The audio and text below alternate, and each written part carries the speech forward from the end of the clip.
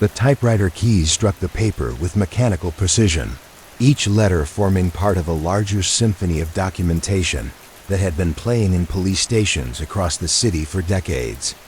Officer Patricia Novak had developed a rhythm with her machine, a Royal Quiet Deluxe that had been assigned to her desk since 1982. Its keys worn smooth by countless reports that had transformed the raw material of human conflict into the ordered language of law enforcement. It was 2:17 in the morning when she began typing report number 874429, documenting an incident that had occurred earlier that evening on Maple Street. The complainant, Mrs. Eleanor Vasquez, had called to report suspicious activity in the vacant lot behind her house. Officer Novak had responded to the call, conducted a thorough investigation, and was now translating her observations into the particular format that police reports required. Date of incident, November 15, 1987. Time, 20:45 hours. Location, vacant lot, 1200 block of Maple Street. Complainant, Eleanor Vasquez, age 68, residing at 1247 Maple Street. Nature of complaint, suspicious activity. The format was as familiar to Officer Novak as breathing, each category requiring specific information presented in a specific way. She had filled out thousands of these reports over her 5 years with the department, each one a small exercise in precision and clarity. The goal was not literary excellence but functional communication. The creation of a permanent record that other officers, detectives, and court officials could read and understand months or even years later. At 20:45 hours, this officer responded to a call regarding suspicious activity in the vacant lot located behind 1247 Maple Street. Upon arrival, this officer made contact with the complainant, Mrs. Eleanor Vasquez, who reported observing what appeared to be a small fire in the lot at approximately 20:30 hours. Mrs. Vasquez stated that she had seen several individuals gathered around the fire, but could not determine their number or identity due to darkness and distance. Officer Novak paused in her typing, remembering the scene as she had found it. The vacant lot was overgrown with weeds and scattered with debris that had accumulated over the months since the old house that had stood there was demolished. In the center of the lot, she had discovered the remains of a small campfire, carefully contained within a ring of stones that someone had arranged to prevent the flames from spreading to the surrounding vegetation. This officer conducted a thorough search of the lot and discovered evidence of a recent campfire consisting of burned wood and paper within a stone ring approximately 3 feet in diameter. The fire appeared to have been extinguished recently, as evidenced by warm ashes and the absence of smoke. No individuals were present at the time of this officer's arrival. The stones used to contain the fire had been selected with care. Officer Novak had noticed each one roughly the same size and shape, arranged in a perfect circle that spoke of someone with experience in outdoor fire safety. Nearby, she had found several pieces of charred paper, the remains of what appeared to be personal documents that someone had deliberately burned. The papers were too damaged to read, but their quality and thickness suggested official documents rather than casual trash. Physical evidence observed included partially burned papers of unknown content and origin, scattered throughout the fire ring. No personal property was abandoned at the scene. No damage to surrounding property was observed. The lot showed signs of recent but careful use, with minimal disturbance to the natural vegetation. Officer Novak had taken photographs of the scene using the department's Polaroid camera, each image carefully labeled with the case number and a brief description of what it showed. These photographs would be attached to the report, providing visual documentation that might prove useful if the incident was part of a larger pattern of activity requiring further investigation. Mrs. Vasquez had been waiting on her back porch when Officer Novak returned from examining the lot, eager to share additional information that she had remembered while the officer was conducting her search. She had mentioned seeing similar fires on 2 previous occasions over the past month, always late in the evening, always contained within the same stone ring that Officer Novak had observed. In a follow-up interview, the complainant provided additional information regarding similar incidents occurring on November 1st and November 8, 1987. Mrs. Vasquez described observing small fires in the same location on both previous dates, occurring between 2000 and 2100 hours. She stated that she had not previously reported these incidents due to their contained nature and the absence of apparent property damage or public disturbance. That the complainant had explained that she had finally decided to call police because the most recent fire had seemed larger than the previous ones, and she had been concerned about the potential for the flames to spread despite the precautions that appeared to have been taken. She had also mentioned hearing what sounded like conversation among multiple individuals, though she had been unable to determine what was being discussed or how many people were involved. Mrs. Vasquez reported that the individuals appeared to leave the area by walking east toward Elm Street, though she was unable to provide detailed descriptions due to limited visibility.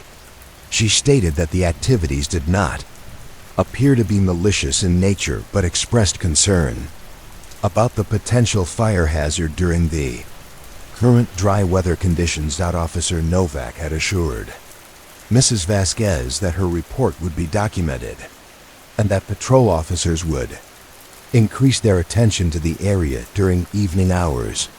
She had also provided Mrs. Vasquez with her badge number and encouraged her to call immediately if she observed any future incidents, rather than waiting to see whether they followed the same pattern as previous occurrences.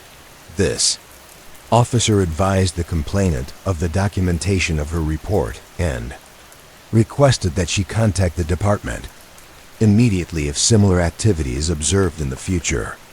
Increased patrol attention will be directed to this location during evening hours. No evidence of criminal activity was observed, though the incident will be monitored for potential pattern development. The report was categorized as a suspicious activity investigation, requiring follow-up only if additional incidents occurred or if evidence of actual criminal behavior was discovered. Officer Novak had seen many similar reports over her years with the department, most of them involving activities that were unusual but not necessarily illegal. Situations that required police attention, primarily to reassure concerned citizens that their observations were being taken seriously. She turned the paper in her typewriter and began the next section, documenting her conclusions and recommendations based on the evidence she had observed and the information provided by Mrs. Vasquez. This section required careful language, as it needed to acknowledge the complainant's legitimate concerns while avoiding any suggestion that criminal activity had definitely occurred. Based on the physical evidence observed and information provided by the complainant, this incident appears to involve the use of the vacant lot for small gatherings involving controlled fires. No evidence of property damage, drug activity, or other criminal behavior was observed. The individuals involved demonstrated awareness of fire safety procedures, as evidenced by the stone containment ring and complete extinguishment of flames before departure. Officer Novak had learned to include this kind of detailed analysis in her reports after several years of seeing cases develop in unexpected directions. What appeared to be innocent activity might later prove to be connected to more serious crimes, while activities that initially seemed suspicious often turned out to have completely benign explanations. The key was to document everything thoroughly while avoiding premature conclusions that might bias future investigations. Recommendation: continue routine patrol of area with particular attention during evening hours. 2000 to 2200. Contact complainant for follow-up. Information if similar incidents are reported. Monitor for any changes in pattern or scale of activity that might indicate escalation or criminal intent. The completed report would be filed with the shift supervisor before Officer Novak's shift ended at 0600 hours, becoming part of the permanent record that documented all police activity within the city. Most reports like this one would never be referenced again, but they served an important function in creating a comprehensive picture of community activity that could be analyzed for patterns or trends that might not be apparent from individual incidents. Officer Novak removed the completed report from her typewriter and reached for a new case file. This one involving a traffic accident that had occurred on Highway 9 during the previous afternoon. Traffic accidents required a different type of documentation, with specific forms and procedures that had been developed to ensure consistency across different officers and jurisdictions. The accident had involved two vehicles, a 1983 Ford pickup truck driven by Michael Chun and a 1985 Honda Civic driven by Sandra Morrison. Officer Thompson had responded to the scene and was now documenting the incident using the standardized traffic accident report forms that reduced complex situations to measurable categories and factual observations.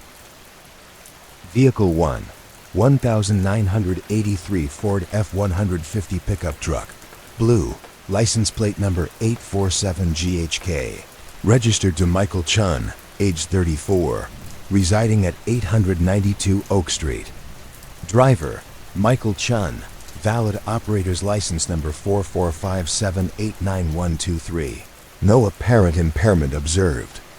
Vehicle 2, 1985 Honda Civic, red, license plate number 234MNP, registered to Sandra Morrison, age 28, residing at 1456 Pine Avenue. Driver, Sandra Morrison, valid operator's license number 678901234. No apparent impairment observed. The accident had occurred at the intersection of Highway 9 and County Road 15, a location that had been the site of several previous accidents due to limited visibility, caused by a grove of trees that blocked drivers' views of cross traffic.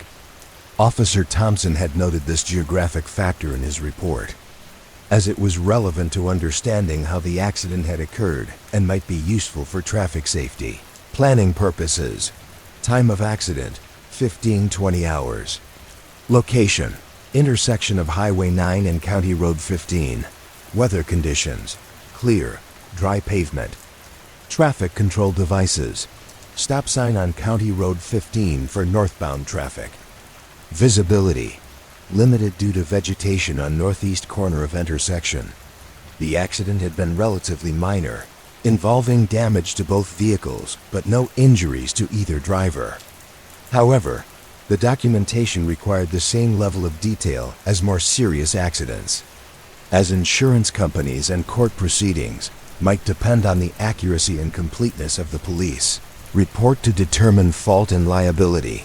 Officer Thompson had interviewed both drivers separately, documenting their accounts of the accident in their own words before conducting his own analysis of the physical evidence at the scene. This approach helped ensure that the report captured multiple perspectives on what had occurred, while also providing an objective assessment based on measurable factors like skid marks, points of impact, and final vehicle positions. Statement of Driver 1, Michael Chun. I was heading east on Highway 9, probably doing about 45 miles per hour, which is the speed limit. As I approached the intersection with County Road 15, I noticed a red car coming from the south on County Road 15. I assumed the car would stop at the stop sign, so I maintained my speed. When I realized the car wasn't stopping, I hit my brakes and tried to swerve left, but there wasn't enough time to avoid the collision. Statement of Driver 2, Sandra Morrison. I was driving north on County Road 15, approaching the intersection with Highway 9. I came to a complete stop at the stop sign and looked both ways for traffic. I didn't see any vehicles approaching from either direction, so I proceeded into the intersection. I had almost completed my turn when I saw a blue pickup truck coming from the west. I tried to accelerate to get out of the way, but the truck hit the passenger side of my car. The conflicting accounts were typical of traffic accident investigations, with each driver providing a version of events that minimized their own responsibility for the collision. Officer Thompson's job was not to determine who was telling the truth, but to document both accounts accurately and provide an objective analysis based on physical evidence that could be independently verified. Physical evidence at the scene included skid marks beginning approximately 35 feet west of the intersection on Highway 9, indicating that Vehicle 1 applied brakes prior to impact. No skid marks were observed from Vehicle 2. Point of impact was determined to be within the intersection, approximately 8 feet north of the Highway 9 center line and 12 feet east of the county road 15 center line. Officer Thompson had used a measuring tape to document the exact positions of skid marks, debris, and final vehicle locations, creating a detailed diagram that would be attached to his written report. This diagram served as a permanent record of the physical evidence that might be crucial for insurance investigations or court proceedings. Months after the accident scene had been cleared and normal traffic had resumed. Final position of Vehicle 145 feet east of intersection, facing northeast in the eastbound lane of Highway 9. Final position of Vehicle 2 20 feet north of intersection, facing east in the eastbound lane of Highway 9. Debris field extended from point of impact to final position of Vehicle 2, consisting primarily of glass and plastic fragments from both vehicles. The damage to both vehicles had been photographed from multiple angles, with Officer Thompson taking care to document not only the points of impact but also the overall condition of each vehicle before the accident. This comprehensive photographic record would allow insurance adjusters and investigators to distinguish between damage caused by the accident and any pre-existing problems that might affect repair estimates or liability determinations. Damage assessment. Vehicle 1 sustained moderate damage to front end, including damaged headlight, bent front bumper, and cracked windshield. Vehicle was drivable but required towing for safety reasons. Vehicle 2 sustained severe damage to passenger side, including crushed door, broken windows, and damaged suspension components. Vehicle was not drivable and required towing. Both vehicles had been towed from the scene by Robertson's Auto Service, with Officer Thompson documenting the towing company information and destination for the vehicles. This information would be essential for insurance companies and vehicle owners attempting to assess damage and arrange for repairs in the days following the accident. Neither driver had required medical attention at the scene, though Officer Thompson had advised both to seek medical evaluation if they experienced any pain or discomfort in the hours following the accident. He had also provided both drivers with copies of the accident report number and information about how to obtain copies of the complete report once it was filed with the department. Medical attention. Neither driver reported injuries at the scene. Emergency medical services were not required. Both drivers advised to seek medical evaluation if symptoms develop. Both drivers declined transport to hospital for precautionary examination. The investigation had taken nearly 2 hours to complete, with Officer Thompson working methodically through each step of the accident report protocol to ensure that all required information was documented accurately.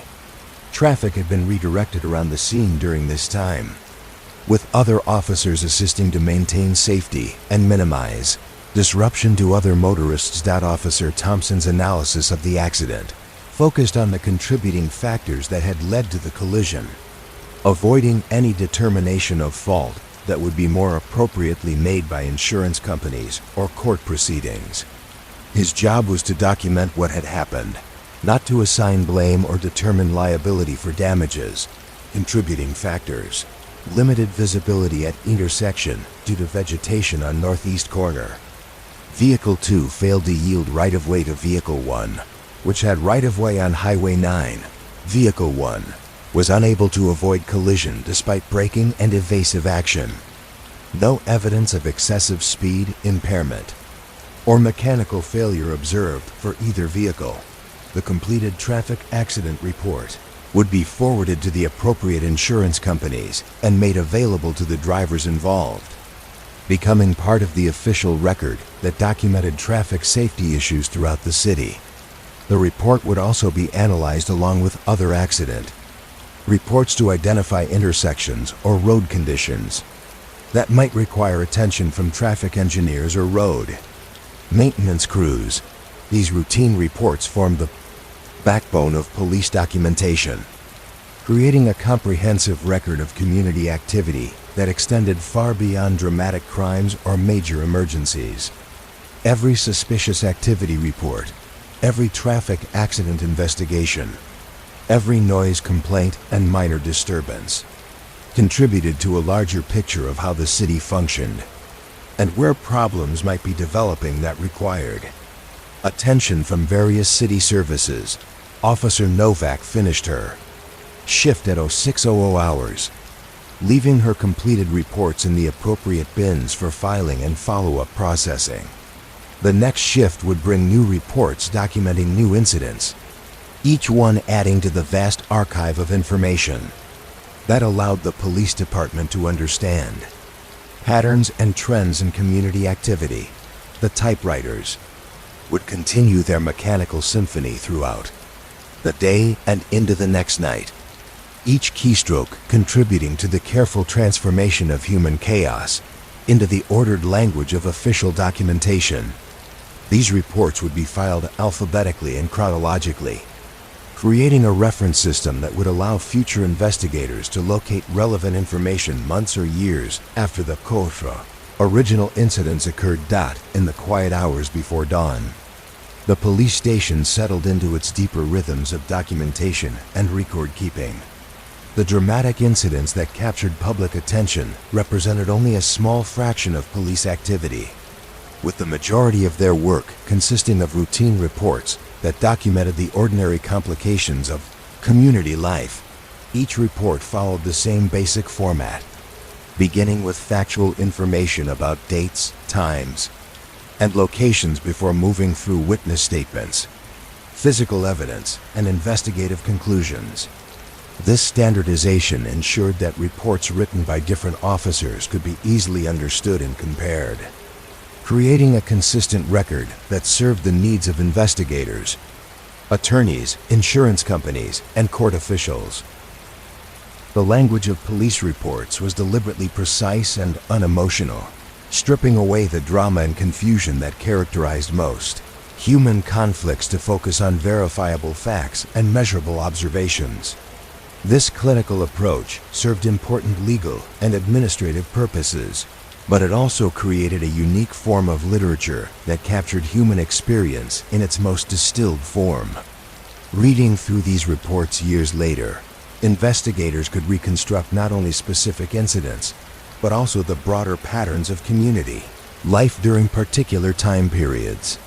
The reports documented changes in technology, social attitudes, and economic conditions that affected how people lived and interacted with each other.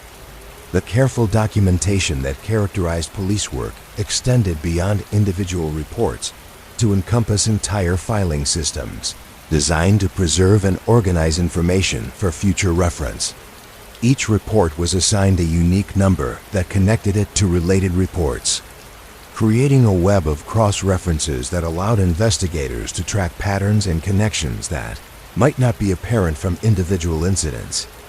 The physical filing systems required constant maintenance and updating, with civilian clerks working throughout the day to ensure that new reports were properly categorized and filed, while older Reports were transferred to long-term storage systems that could preserve them indefinitely. This behind-the-scenes work was essential to the functioning of the police department, though it rarely received attention from the public or media. The typewriters that produced these reports were maintained with the same care given to other essential police equipment, with regular cleaning and repair, ensuring that they could continue producing clear, legible documents under the demanding conditions of round-the-clock police work. Each machine had its own personality, with some keys that struck harder than others and ribbon that needed frequent replacement to maintain consistent print quality. Officers developed personal relationships with their assigned typewriters, learning to compensate for their quirks and peculiarities in ways that ensured consistent document quality despite mechanical variations. The rhythmic sound of multiple typewriters operating simultaneously created a distinctive atmosphere in police stations, a constant reminder of the documentation requirements that accompanied every aspect of law enforcement work. The carbon paper used to create multiple copies of each report required careful handling to ensure that all copies were legible and complete. Officers learned to adjust their typing pressure and check their ribbon regularly to maintain the quality standards that were essential for legal and administrative purposes. These practical considerations of police documentation reflected the larger reality that law enforcement was as much about paperwork as it was about direct interaction with the public. Every arrest, every investigation, every routine patrol activity generated documentation requirements that consumed significant portions of officers' time and attention. The reports themselves became historical documents that preserved not only the facts of specific incidents, but also the social context in which they occurred. Reading police reports from different time periods revealed changes in technology, social attitudes, and economic conditions that affected how crimes were committed and investigated. The language used in police reports also evolved over time, reflecting changes in legal requirements, departmental policies, and social sensitivities that influenced how officers documented their interactions with the public. These linguistic changes provided insight into the evolving relationship between law enforcement and the communities they served. The standardized formats used for different types of reports ensured consistency across different officers and time periods, but they also created constraints that sometimes made it difficult to capture the full complexity of human situations. Officers learned to work within these constraints while still providing the detailed information that might be crucial for understanding and resolving complex cases. The typewritten reports of the 1980s represented a particular moment in the evolution of police documentation, combining the permanence and formality of written records with the accessibility and efficiency that typewriters provided. These reports would eventually be replaced by computer-generated documents, but they captured a unique period when police work existed at the intersection of traditional paperwork and emerging technology. The quiet efficiency of the typing process created its own form of meditation for officers who spent their shifts documenting the events they had observed and investigated. The repetitive nature of the work, combined with the requirement for precision and attention to detail, created a rhythm that many officers found calming after the unpredictability and stress of patrol duties. In the early morning hours, when the station was quiet and the city was settling into its deepest rest, the sound of typewriters provided a steady heartbeat that reminded everyone present that the work of documentation and preservation continued regardless of the dramatic events that might capture public attention. These reports would outlast the officers who wrote them, becoming part of the permanent record that preserved the memory of community life for future generations to study and understand. The basement of the municipal records building stretched beyond what most people could imagine, a labyrinth of corridors lined with filing cabinets that had been accumulating the documented history of the city for more than 60 years. Archivist Margaret Walsh moved through these corridors with the quiet confidence of someone who had spent decades navigating their depths. Her soft-soled shoes making barely a whisper against the polished concrete floor. Each cabinet bore a small brass nameplate indicating its contents and date range. A system of organization that had evolved gradually over the decades as the volume of records had grown beyond the capacity of the original filing system. Cabinet 1947A through 1947Z contained criminal case files from that pivotal post-war year, while the more recent additions stretched back toward the loading dock in numerical order that would continue growing until the building itself could no longer accommodate the steady accumulation of human documentation. Margaret paused at cabinet 1963K, running her fingers along the smooth metal surface before pulling open the heavy drawer. The files inside were arranged with mathematical precision, each manila folder separated by exactly the same distance from its neighbors, creating a visual rhythm that had always appealed to her sense of order and permanence. These files had been undisturbed for months, perhaps years, but they remained, ready to yield their information to anyone who approached them with patience and proper respect. For their contents, the first file she withdrew contained the documentation of a case involving forged checks that had circulated through the downtown business district during the summer of 1963. Detective Raymond Morrison, whose careful handwriting filled page after page of investigation notes, had approached the case with the methodical patience that characterized the best police work of that era. The forgeries had been discovered when Martha Henderson, the bookkeeper at Henderson Hardware Store, had noticed an unusual pattern in the checks that had been presented for payment during the previous month. 3 different customers had presented checks drawn on the same bank account, but the handwriting on each check appeared to be different, and the account holder's signature showed subtle variations that suggested multiple hands had been involved in their creation.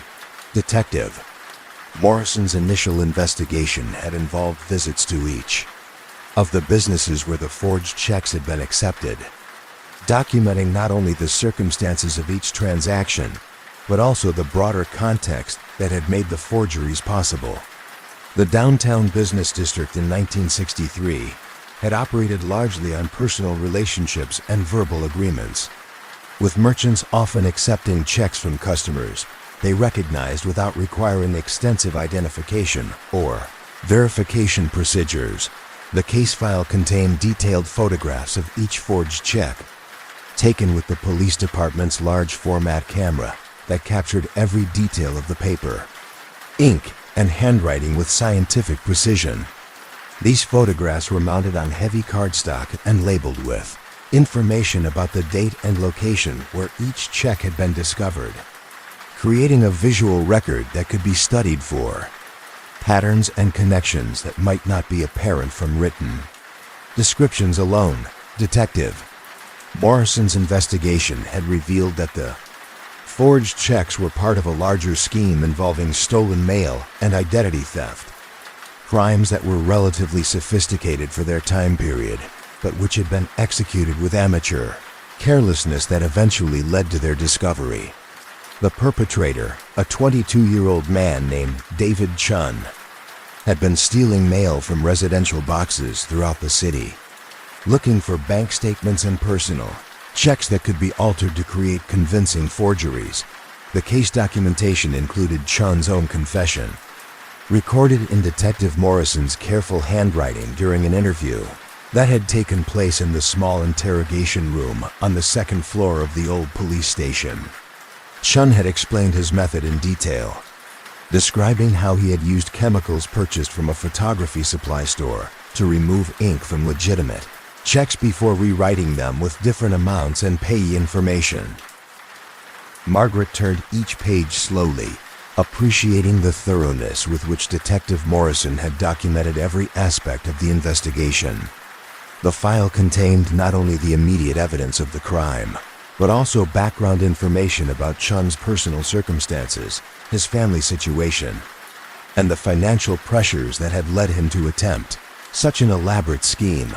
Chun had been unemployed for several months following his graduation from high school, unable to find work that paid enough to support both himself and his widowed mother, who had been struggling with medical bills following a lengthy hospitalization. His confession revealed that he had initially planned to forge only enough checks to cover his mother's immediate medical expenses, but the apparent ease with which the first few forgeries had been accepted had encouraged him to expand the scheme beyond its original modest scope. The resolution of the case had been handled with the kind of thoughtful consideration that seemed to characterize much of the police work from that era. Rather than simply processing Chun through the criminal justice system, Detective Morrison had worked with the district attorney's office to develop a resolution that addressed both the immediate crime and the underlying circumstances that had contributed to it. Chun had been required to make full restitution to the businesses that had accepted his forged checks, working at a job arranged through the police department's community connections to earn the money necessary to repay his victims. He had also been assigned to perform community service at the city hospital where his mother had received treatment, helping with clerical work that gave him insight into the legitimate ways that people in financial distress could seek assistance. File concluded with follow-up reports documenting Chun's successful completion of his restitution requirements and his subsequent enrollment in a community college business program. Detective Morrison had maintained contact with Chun for more than a year after the case was closed, providing guidance and support that had helped transform a potential career criminal into a productive member of the community. Margaret carefully returned the Chun file to its proper position and reached for another folder, this one containing documentation of a missing person case that had captured the attention of the entire city during the spring of 1963. The subject was Jennifer Walsh, a 16-year-old high school student who had disappeared while walking home from her part-time job at the local library. The initial investigation had been handled by Detective Sarah Kim, whose reports revealed the kind of thorough, systematic approach that missing person cases required during an era when communication technology was limited and investigative techniques relied heavily on personal interviews and physical evidence. The case file began with a detailed description of Jennifer's last known activities and the circumstances surrounding her disappearance. Jennifer had worked at the library every Tuesday and Thursday evening, shelving books and helping with closing procedures that typically kept her there until 8:30 p.m.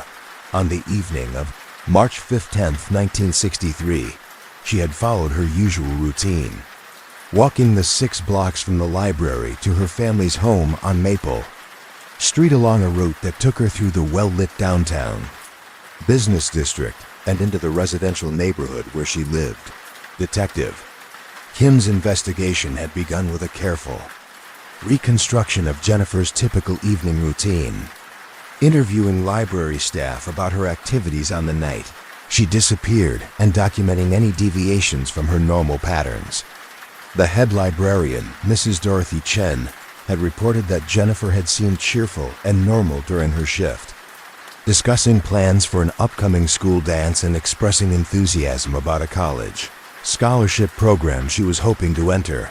The case file contained detailed maps showing Jennifer's usual walking route, marked with the locations of street lights, businesses that would have been open at the time she passed by, and residential houses where neighbors might have observed her passage.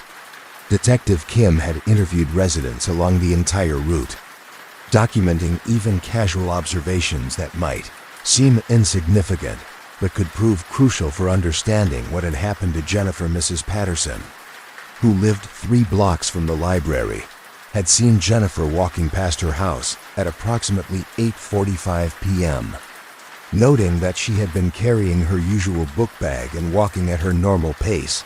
Mr. Rodriguez, who operated a small grocery store near the midpoint of Jennifer's route, had seen her pass by his store window but had been busy with customers and had not observed whether she had continued in her usual direction. The investigation had expanded systematically from these initial observations, with Detective Kim organizing search teams to examine every possible location where Jennifer might have encountered trouble or decided to deviate from her normal routine. The search had involved dozens of volunteers from the community, including many of Jennifer's classmates and neighbors who had organized themselves into systematic search parties, covering the entire area between the library and her home. Margaret studied the photographs that documented these search efforts, images that captured the community response to Jennifer's disappearance with documentary precision. Groups of teenagers and adults were shown walking through vacant lots and wooded areas, their faces reflecting the serious concern that had motivated their participation in the search effort. The breakthrough in the case had come not through dramatic detective work, but through the patient persistence that characterized Detective Kim's approach to the investigation.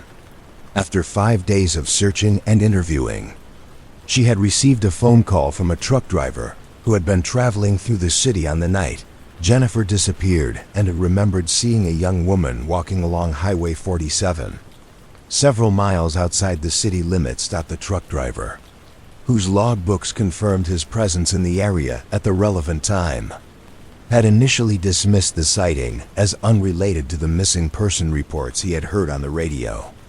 However, Detective Kim's patient questioning had revealed details about the young woman's appearance and clothing that matched the description of Jennifer Walsh. Following up on this lead had required Detective Kim to expand her search area beyond the city limits, coordinating with county sheriff's deputies to explore rural areas where Jennifer might have gone if she had indeed been walking along the highway. This expanded search had led to the discovery of Jennifer at a small farm nearly 20 miles from the city, where she had been staying with an elderly couple who had offered her shelter after finding her walking alone on the highway. The explanation for Jennifer's disappearance had been both simpler and more complex than anyone had anticipated. She had been walking home from the library as usual when she had encountered her older brother Michael, who had been drinking heavily and had begun following her while making threatening comments about her academic success and college plans. Frightened by his increasingly aggressive behavior, Jennifer had deviated from her normal route in an attempt to avoid confrontation. Michael's pursuit had continued through several blocks of the residential neighborhood, with Jennifer becoming increasingly panicked as she realized that going home would only trap her in the house with someone whose behavior had become unpredictable and potentially dangerous. In desperation, she had begun walking toward the highway, hoping to find help from passing motorists or perhaps reach the home of relatives who lived in a neighboring county. The elderly couple, Robert and Mary Henderson, had found Jennifer walking along the highway after midnight, clearly distressed and unable to provide a coherent explanation of why she was so far from home. They had taken her to their farm, providing food and shelter while attempting to understand her situation and determine the best way to help her return home safely. Jennifer had been reluctant to contact her family immediately, fearing that her brother's drinking problem would make her home situation even more dangerous if she returned without some kind of intervention or protection. The Hendersons had respected her concerns while also working to establish contact with appropriate authorities who could address both Jennifer's immediate safety and the underlying family problems that had led to her disappearance. Detective Kim's reports documented the careful process of family counseling and intervention that had been required to resolve the situation satisfactorily. Michael Walsh had been struggling with alcohol dependency following his discharge from military service, and his resentment toward his younger sister's academic achievements had been exacerbated by his own feelings of failure. and lack of direction, the resolution had involved Michael's enrollment in a treatment program for veterans, dealing with alcohol dependency, combined with family counseling sessions designed to address the underlying tensions that had created the crisis. Jennifer had returned home only after these support systems had been established and her safety could be assured. The case file included letters from both Jennifer and her parents, written several months after her return, expressing gratitude for Detective Kim's patient and thorough approach to the investigation. Jennifer had gone on to receive the scholarship she had been hoping for, eventually becoming a teacher herself and maintaining contact with Detective Kim for many years after the case was closed. Margaret found these follow-up communications particularly moving, evidence of the lasting relationships that could develop between police officers and the families they served during moments of crisis. Detective Kim's work had extended far beyond the technical requirements of a missing person investigation, to encompass the kind of community support and family intervention that transformed a potential tragedy into an opportunity for healing and growth. She returned the Walsh file to its proper position and selected another folder, this one containing documentation of a vandalism case that had required months of investigation to resolve. The vandalism had involved systematic damage to the playground equipment at Roosevelt Elementary School, with swings cut down, slides damaged, and sandbox areas contaminated with debris that made them unsafe for children to use. The investigating officer, Detective Robert Chun, had approached the case with particular determination because the vandalism had directly affected the school where his own children were students. His personal investment in the case had motivated him to pursue leads and investigative approaches that might have been considered excessive for simple property damage, but which had ultimately led to a resolution that benefited the entire community. The vandalism had occurred over a period of several weeks, with new damage appearing every few days despite increased security measures and community patrols. Detective Chun's investigation had revealed that the damage was being caused not by random troublemakers but by a small group of older students who had been systematically excluded from school activities due to behavioral problems and academic difficulties. The case file contained detailed photographs of each incident of vandalism, showing the progressive escalation from simple mischief to more serious property damage that posed safety hazards for younger children. Detective Chun had documented not only the immediate damage but also the broader impact on the school community, interviewing teachers and parents about how the vandalism had affected school activities and children's sense of safety. His investigation had required him to develop relationships with school officials, parents, and community members who might have information about the identity of the vandals. Rather than simply investigating the crimes themselves, Detective Chun had worked to understand the social dynamics that might be motivating the destructive behavior. The breakthrough had come through patient observation rather than dramatic investigation.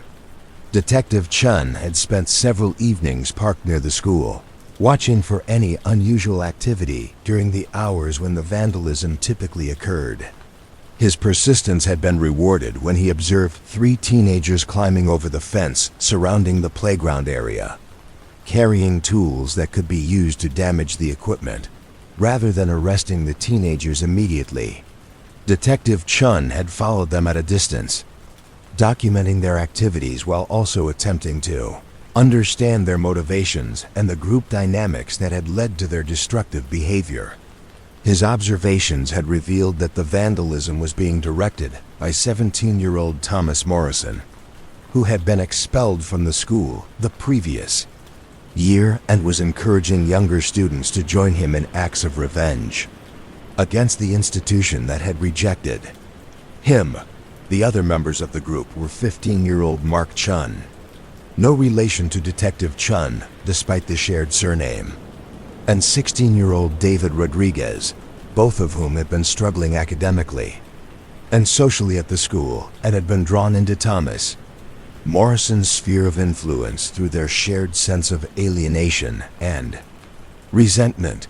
Detective Chun's approach to resolving the case had been influenced by his understanding of the underlying social problems that had contributed to the vandalism.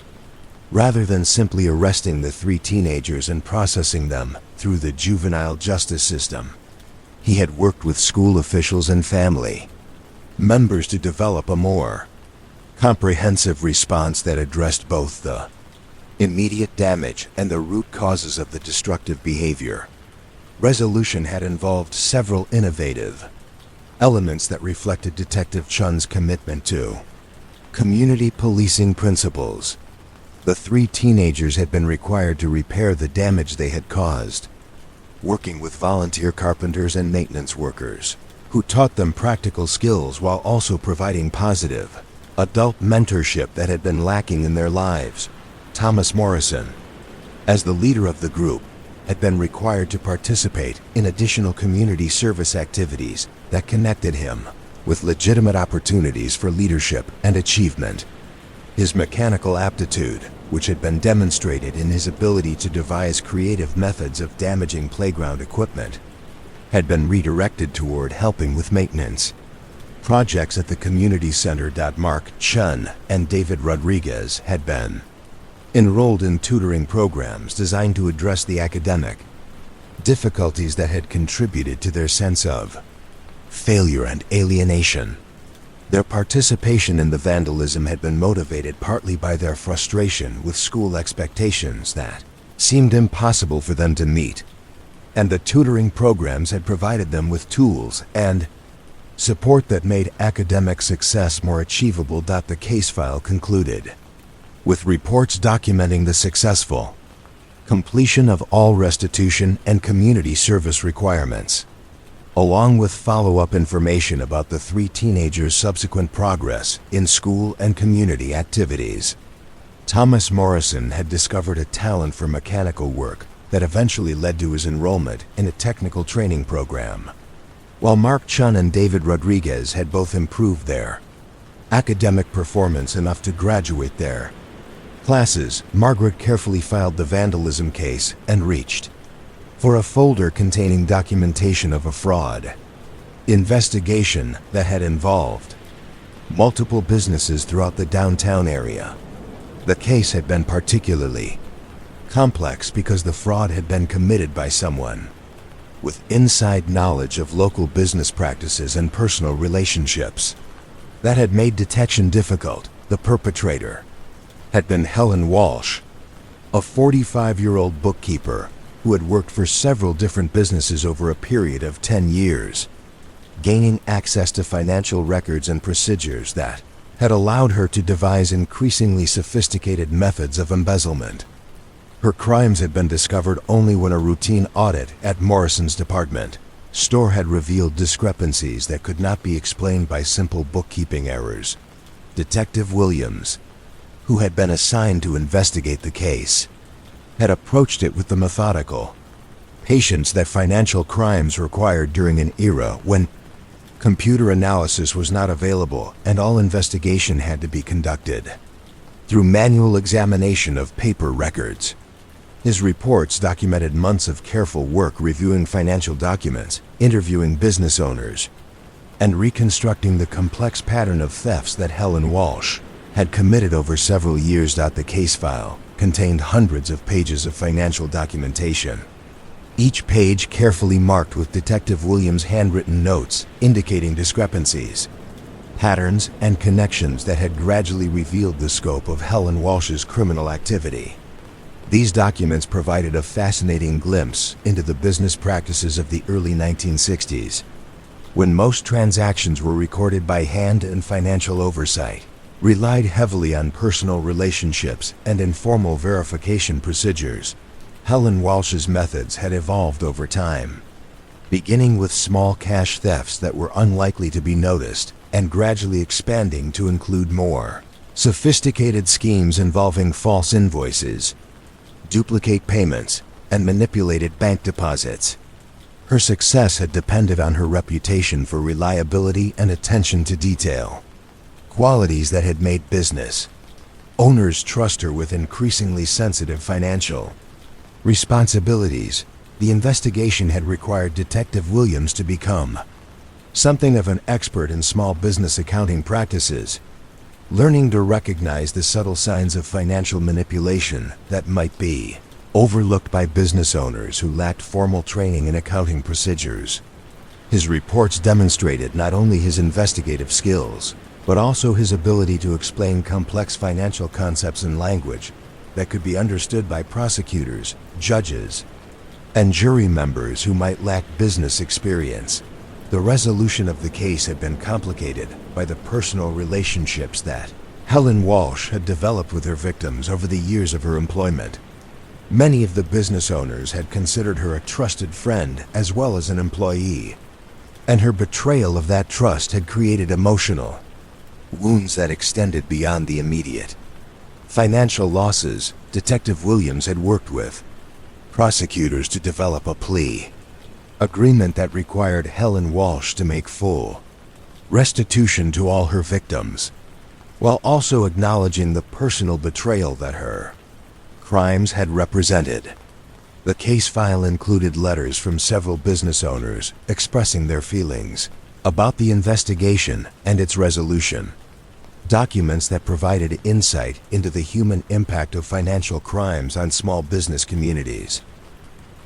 Margaret spent the remainder of the afternoon moving through the archives, selecting files at random and immersing herself in the detailed documentation of long-resolved cases. Each file represented not only a specific crime and its investigation, but also a window into the social and economic conditions that had shaped community life during different periods of the city's history. The archives contain thousands of such files, each one carefully preserved and organized according to systems that had evolved over decades of police work.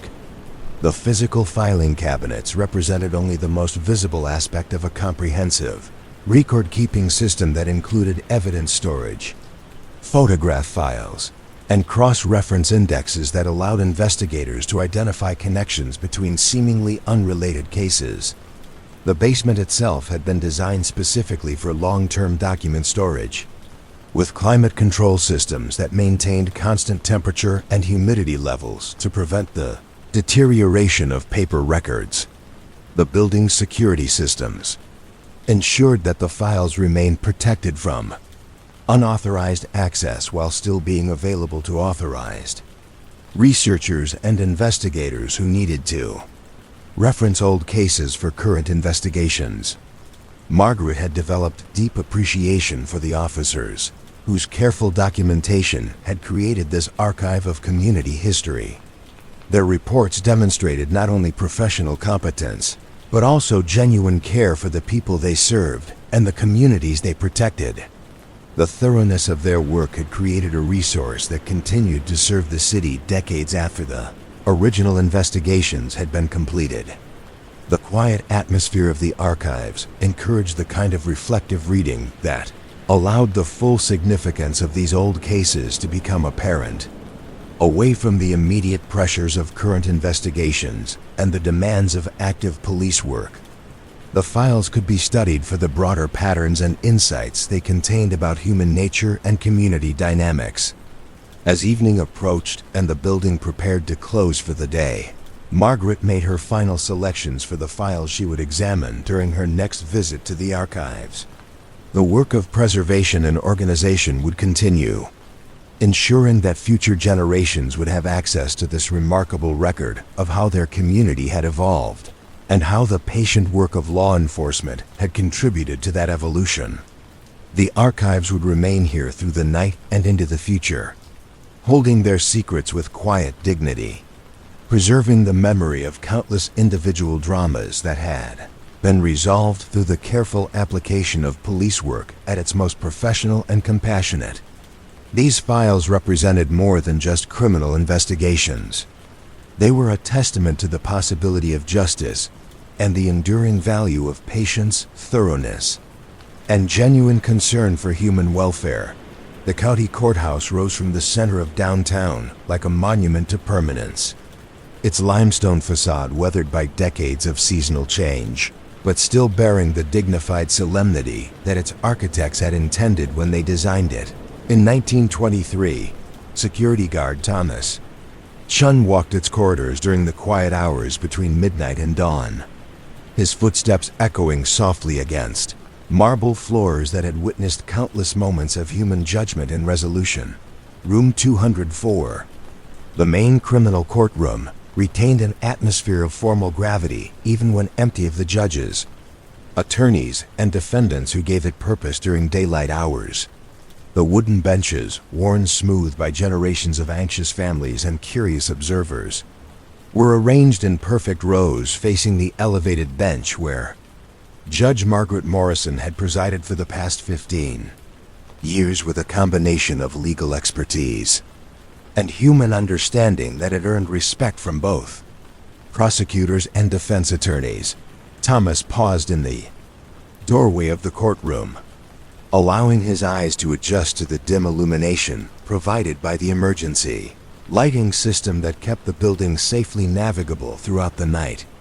The witness stand, positioned to the right of the judge's bench, bore the subtle wear marks left by countless individuals who had placed their hands on its wooden rail while swearing to tell the truth about events that had brought them into the criminal justice system.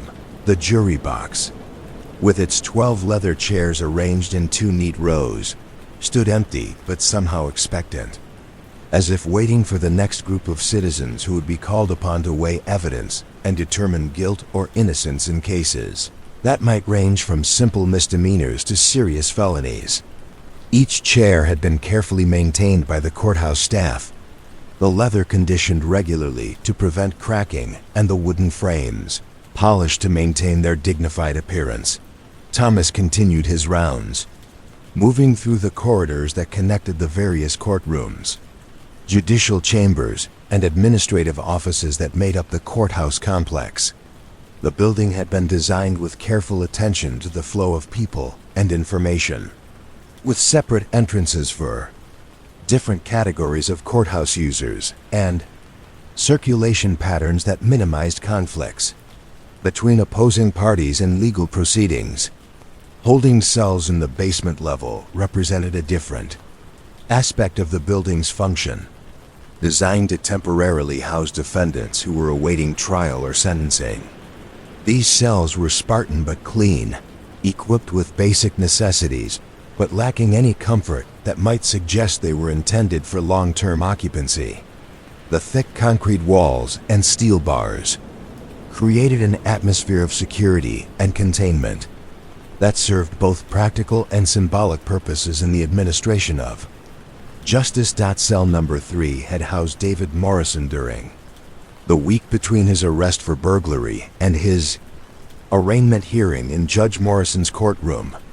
Though the shared surname was purely coincidental, David had spent his time reading the paperback novels that the jail library provided to inmates, finding in detective fiction an ironic escape from his own legal troubles while he waited for his attorney to negotiate a plea agreement that would allow him to avoid a lengthy prison sentence. The cell's single window, positioned high on the wall and fitted with reinforced glass, provided a limited view of the courthouse parking lot where David's family had gathered each morning during his incarceration, hoping for news about his case. His mother had brought homemade cookies that the guards had been required to refuse, though they had allowed her to leave encouraging messages that were passed along during David's daily meetings with his attorney.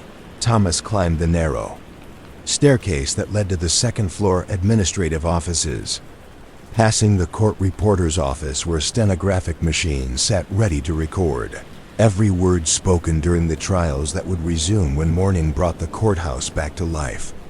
The machines were marvels of precision engineering, capable of capturing speech at speeds that exceeded most people's ability to write longhand, creating transcripts that would become permanent parts of the legal record.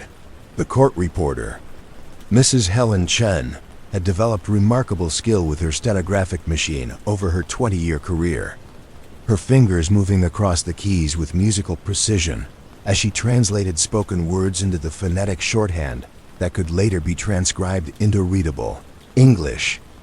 Her work created the official record of court proceedings, documents that could be referenced months or years later by appellate courts, attorneys preparing related cases, or researchers studying the evolution of legal precedents. The judges' chambers, located behind the main courtroom, reflected Judge Morrison's personality and judicial philosophy in their careful arrangement of law books, personal photographs, and legal memorabilia collected over decades of legal practice. The massive desk, inherited from her predecessor, had been the site of countless plea negotiations, sentencing conferences, and judicial consultations that had shaped the outcomes of cases that might otherwise have proceeded to lengthy and expensive trials. The walls of the chambers were lined with leather-bound volumes of case law, legal precedents, and statutory compilations that Judge Morrison consulted regularly in her efforts to ensure that her decisions reflected both current legal standards and established principles of justice. Her personal library also included works on criminology, psychology, and social work, reflecting her belief that effective criminal justice required understanding not only the law but also the human factors that led people into conflict with legal authorities. A small conference table near the window provided space for the informal discussions that often preceded formal court proceedings, meetings where attorneys could explore possibilities for plea agreements or case resolutions that served the interests of both justice and efficiency. These conversations, conducted away from the formal atmosphere of the courtroom, often produced solutions that were more satisfactory to all parties than the adversarial outcomes that might result from full trials. The law library, located on the building's third floor, housed the comprehensive collection of legal resources that attorneys used to research precedents and prepare arguments for their cases. The shelves stretched from floor to ceiling, filled with volumes that documented centuries of legal evolution and judicial interpretation. During the daytime, the library buzzed with quiet activity as attorneys and their assistants searched for cases and statutes that might support their legal arguments. Thomas walked slowly through the library stacks, noting the careful organization that allowed researchers to locate specific information among thousands of volumes. The classification system had been developed over decades of use, with color-coded labels and numerical sequences that guided users to relevant materials without requiring extensive knowledge of legal research methods. The reading tables, arranged throughout the library, bore the subtle marks of intensive use by generations of attorneys who had spent long hours preparing for trials, appeals, and legal motions. The brass reading lamps provided focused illumination that allowed detailed examination of complex legal texts without disturbing other library users who might be working at adjacent tables. Near the back of the library, a small alcove contained the courthouse's collection of historical documents, including transcripts of notable trials that had taken place in the building over the past several decades. These documents provided insight into how legal practices and social attitudes had evolved, showing how similar crimes had been prosecuted and punished during different periods of the community's history. The file on People versus Thomas Walsh, tried in 1975, documented a case involving armed robbery that had ultimately been resolved through an innovative rehabilitation program rather than traditional incarceration. Walsh, a 23-year-old veteran struggling with what would now be recognized as post-traumatic stress disorder, had robbed 3 convenience stores during a 2-week period when his military disability benefits had been delayed and he faced eviction from his apartment. Judge Morrison's predecessor, Judge Robert Kim, had worked with prosecutors and defense attorneys to develop a sentence that addressed both Walsh's need for psychological treatment and the community's need for protection from future crimes. Rather than imposing the maximum prison sentence that the law allowed, Judge Kim had structured a program that combined supervised probation, psychological counseling, and community service requirements that allowed Walsh to address his underlying problems while making restitution to his victims. The program had been controversial at the time, with some community members arguing that armed robbery deserved harsh punishment regardless of the circumstances that had motivated it. However, the case file documented Walsh's successful completion of all program requirements and his subsequent career as a counselor helping other veterans adjust to civilian life. Thomas descended to the first floor, where the main entrance hall retained traces of the day's activities in the arrangement of chairs and information displays that had been left in preparation for the next day's court sessions. The security checkpoint, staffed around the clock, served as the primary filter for people entering the courthouse, ensuring that weapons and contraband were detected before they could pose threats to the safety of court. Proceedings. The metal detector and X-ray machine represented significant changes from the courthouse's early decades, when security had relied primarily on the presence of bailiffs and the general respect that most people showed for judicial proceedings. The need for enhanced security reflected broader social changes that had made courthouse safety a more prominent concern for judicial administrators and law enforcement officials. The information desk, staffed during business hours by volunteers from the local bar association, provided guidance to citizens who were navigating the courthouse for the first time.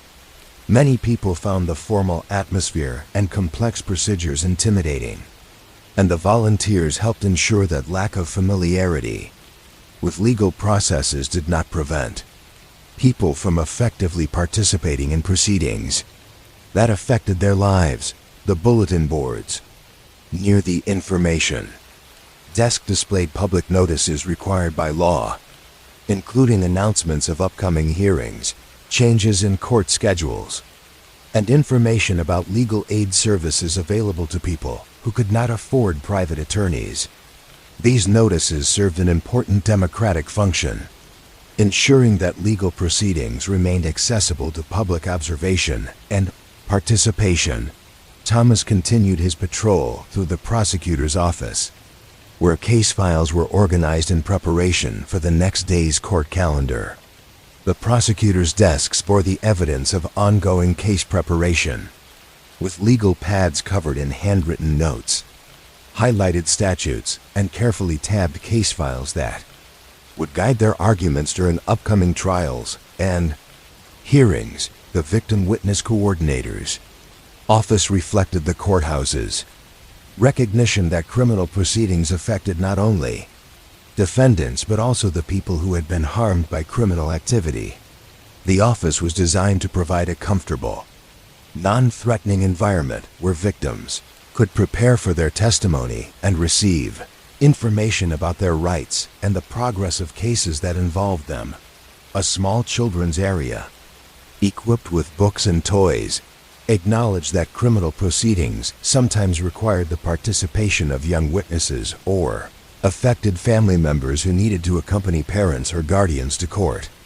The courthouse staff had worked to create spaces that minimized the trauma that children might experience when exposed to the formal and sometimes frightening atmosphere of criminal justice proceedings.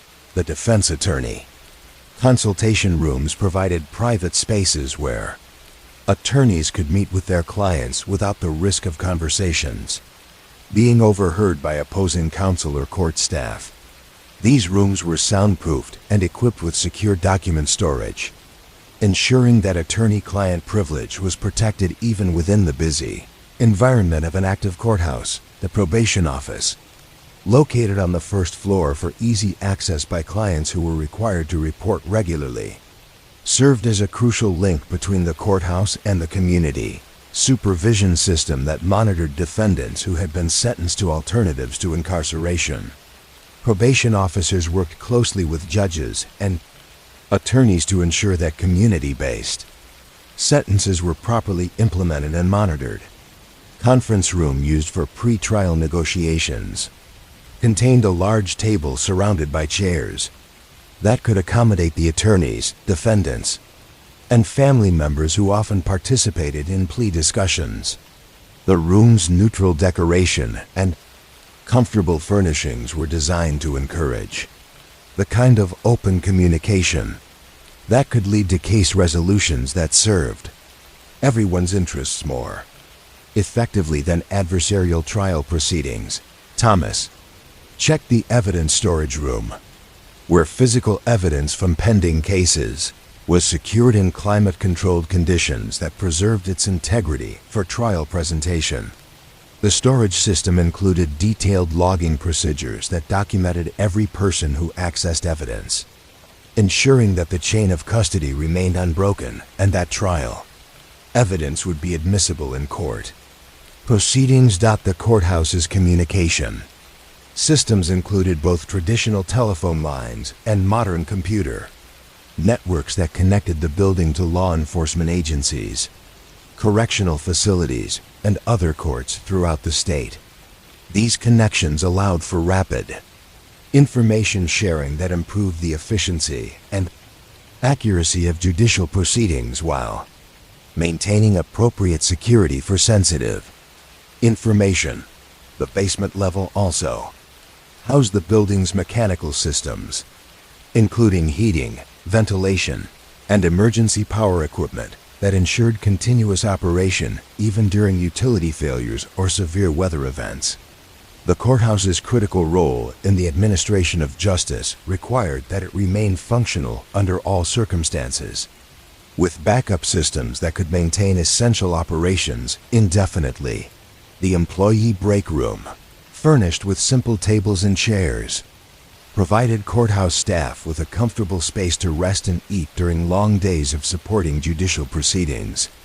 The room's bulletin board displayed announcements about training opportunities, policy changes, and social events that helped maintain the sense of shared purpose among the diverse group of professionals who kept the courthouse functioning. Thomas paused in the main corridor, listening to the subtle sounds that indicated the building's continued vitality even during the quiet hours when formal proceedings were suspended.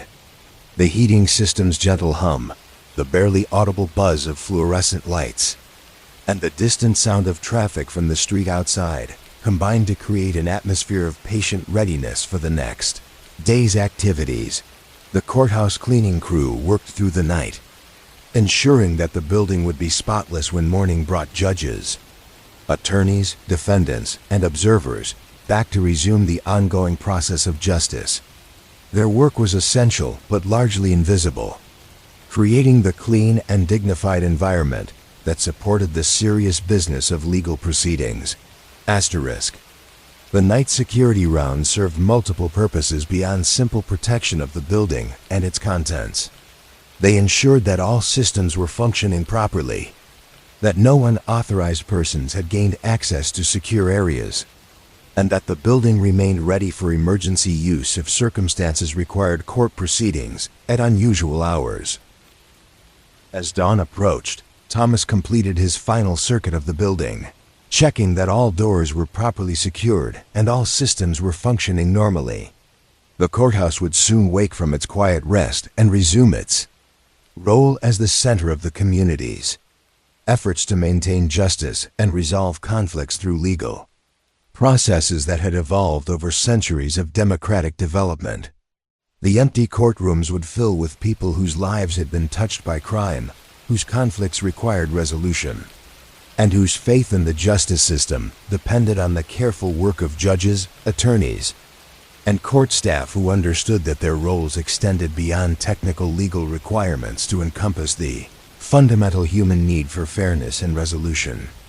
The building itself stood as a monument to the community's commitment to justice, its solid construction and dignified appearance, reflecting the enduring importance of legal institutions in maintaining social order and protecting individual rights.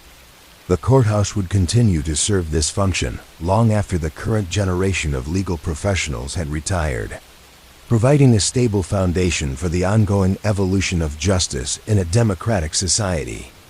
In the pre-dawn quiet, the courthouse rested in preparation for another day of human drama, conflict resolution, and the patient application of legal principles to the endless complexity of human behavior. The building's empty corridors and silent courtrooms held the potential for justice, waiting for the people who would bring that potential to life through their dedication to fairness, truth, and the rule of law. The Riverside District had grown organically over decades. Its tree-lined streets, following the natural contours of the land that sloped gently toward the river that gave the neighborhood its name. Community Liaison Officer Maria Santos walked these familiar sidewalks during her evening patrol, observing the subtle signs of daily life that revealed the health and character of the community she had served for more than 8 years. Each house along Maple Street told its own story, through the careful details that residents used to express their personalities and values. Mrs. Helen Morrison, now 78 years old, maintained her front garden with the same meticulous attention she had given it for 43 years. Her flower beds, arranged in patterns that changed with the seasons, but always reflected her belief that beauty was a gift she could offer to everyone who passed by her home. The Morrison house had been the site of a breaking and entering incident in 1979, when a teenage burglar had entered through an unlocked back door while Mrs. Morrison was visiting her sister in the next county.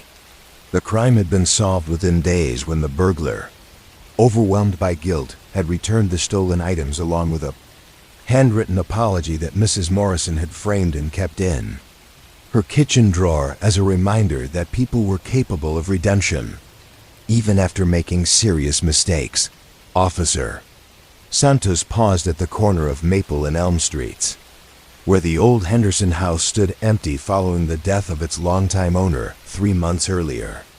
The Henderson family had been pillars of the community for 2 generations, with Robert Henderson serving as the neighborhood's unofficial mayor during the 1960s and 1970s, mediating disputes and organizing community activities that had created lasting bonds among neighbors who might otherwise have remained strangers.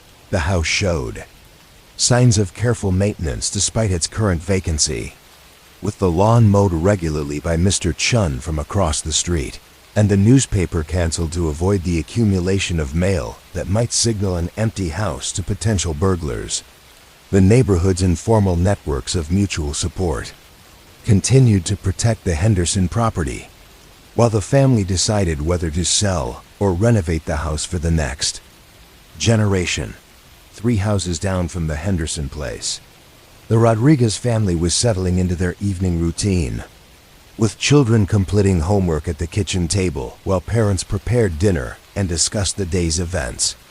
The Rodriguez family had moved to the neighborhood 5 years earlier, initially feeling somewhat isolated by language barriers and cultural differences that made integration into the established community more challenging than they had anticipated. Their acceptance into the neighborhood had been facilitated by Mrs. Morrison, who had made a point of introducing herself and offering practical assistance with everything from garden advice to recommendations for local services. The friendship that had developed between the elderly widow and the young immigrant family had become a model for the kind of cross-cultural cooperation that made the Riverside District stronger and more resilient as a community. The Rodriguez house had been burglarized 2 years after the family's arrival, with thieves taking electronic equipment and jewelry while the family was attending their son's school concert.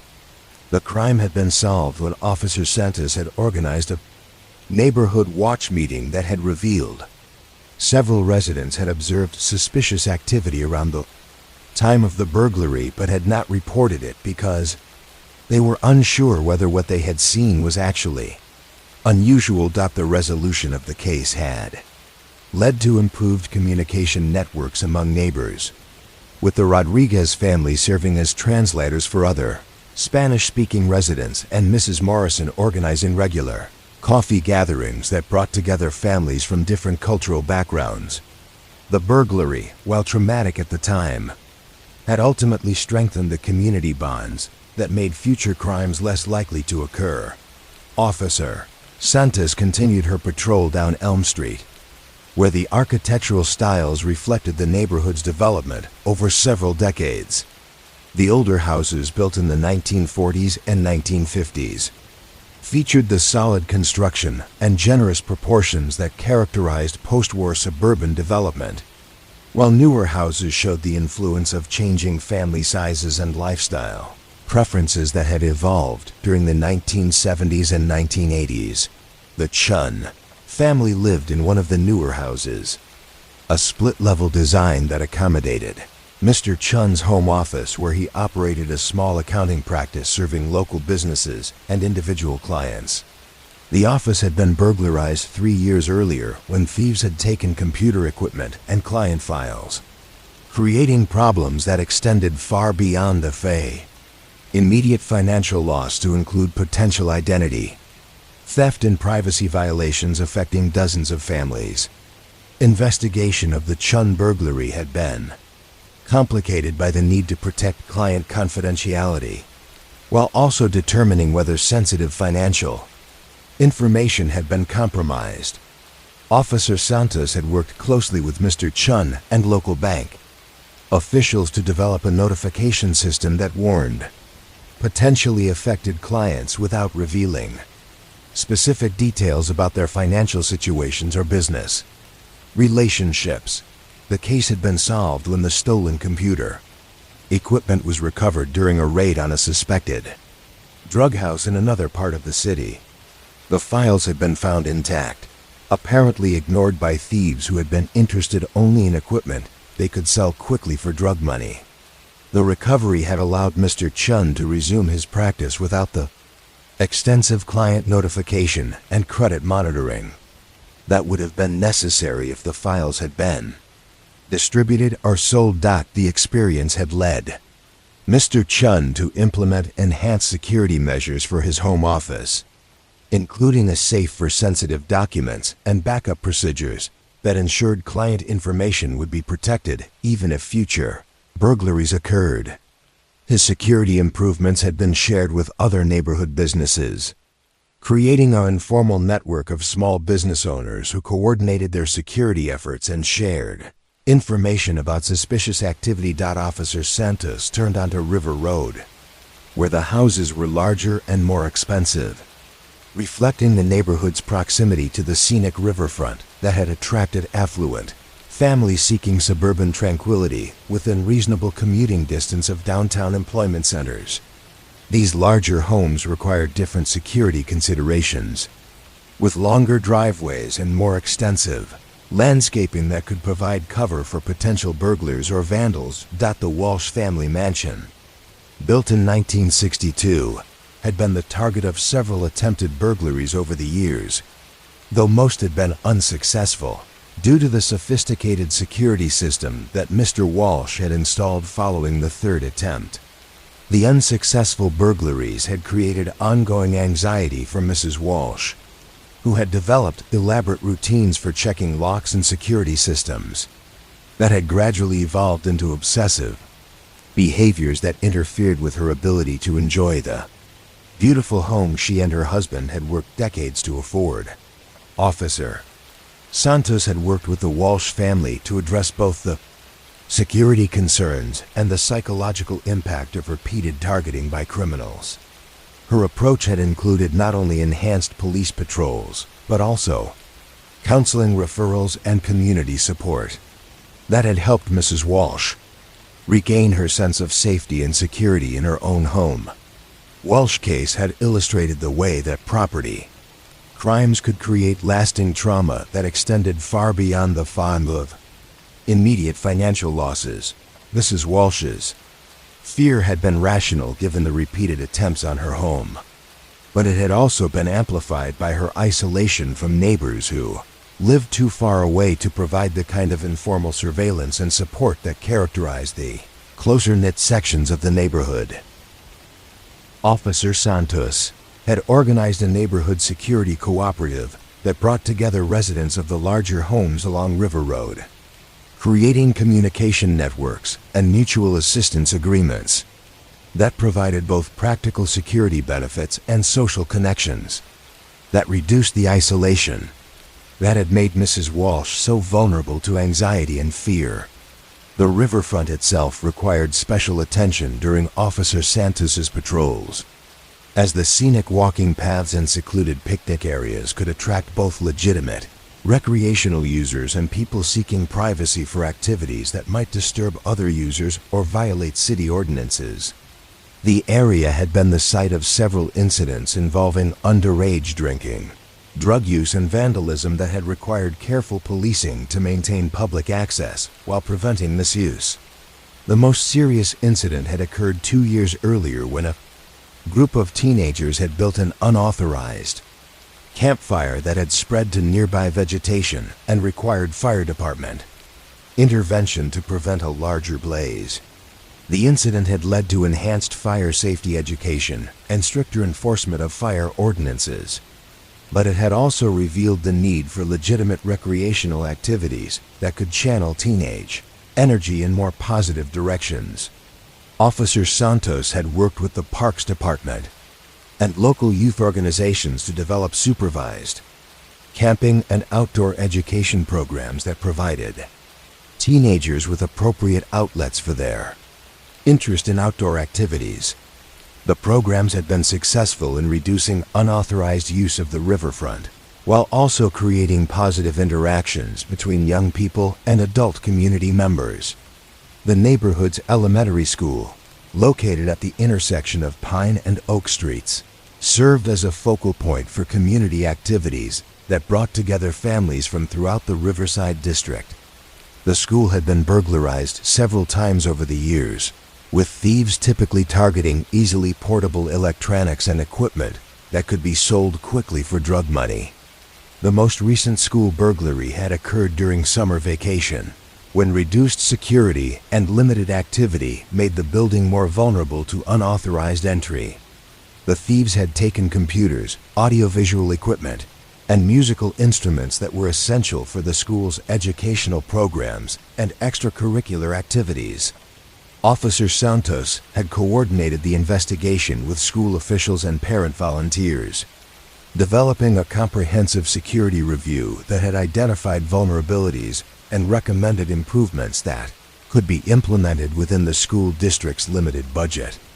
The recovery of some stolen equipment and insurance coverage for the remainder had allowed the school to resume normal operations at the beginning of the fall semester. The investigation had also led to the establishment of a community volunteer program that provided additional security for the school during vacation periods and weekends. Parents and retirees took turns checking the building and grounds, creating a visible presence that deterred potential criminals, while also strengthening the connections between the school and the neighborhood it served. The commercial district along Main Street provided essential services for the residential areas, while also creating security challenges that required coordination between business owners and law enforcement. The small businesses included a grocery store, pharmacy, hardware store, and restaurant that served both neighborhood residents and customers from other parts of the city. Morris Hardware had been targeted by shoplifters who specialized in small, expensive tools that could be easily concealed and sold to legitimate customers who were unaware they were purchasing stolen merchandise. The problem had been persistent and difficult to solve because the shoplifters were professional criminals who understood retail security measures and could avoid detection by surveillance cameras and store employees. Officer Santos had worked with Mr. Morris to develop a comprehensive approach that included improved store layout, enhanced employee training, and coordination with other hardware stores throughout the city to identify patterns in tool theft that might reveal the identities of the professional shoplifters. The cooperative effort had led to several arrests and a significant reduction in tool theft throughout the metropolitan area.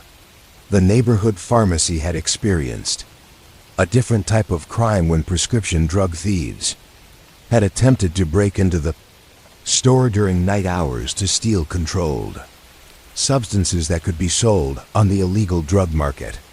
The attempted burglary had been unsuccessful due to the pharmacy's sophisticated security system, but it had raised concerns about the potential for more serious crimes involving weapons or violence. Officer Santos had coordinated with federal drug enforcement agencies to address the broader problem of prescription drug theft, participating in educational programs that helped pharmacists identify suspicious prescriptions and implementing security measures that made pharmacies less attractive targets for drug thieves. The restaurant, Chun's Family Kitchen, had been the victim of an armed robbery that had traumatized employees and customers, while also raising concerns about the safety of the entire commercial district. The robbery had been solved quickly when security camera footage from neighboring businesses had provided clear images of the perpetrators, leading to arrests within 48 hours of the crime. The rapid resolution of the case had been facilitated by the business community's cooperation in sharing security information and coordinating their surveillance systems to provide comprehensive coverage of the commercial district. The cooperation had continued after the robbery was solved, creating an ongoing security network that benefited all businesses in the area. Officer Santos concluded her evening patrol by walking through Riverside Park, where families gathered for evening recreation and elderly residents took advantage of cooler temperatures for their daily exercise routines. The park had been designed to serve multiple age groups and interests, with playground equipment for children, walking paths for adults, and open areas that could accommodate various sports and community events. The park had occasionally been the site of problems involving teenage drinking, drug use, and vandalism.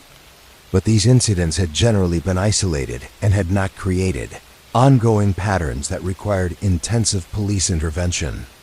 Most problems had been resolved through community involvement and informal supervision rather than formal law enforcement action.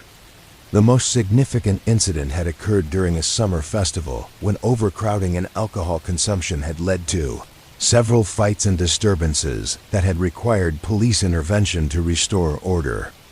The incident had led to improved planning for future events, with better crowd control measures and more extensive coordination between event organizers and law enforcement.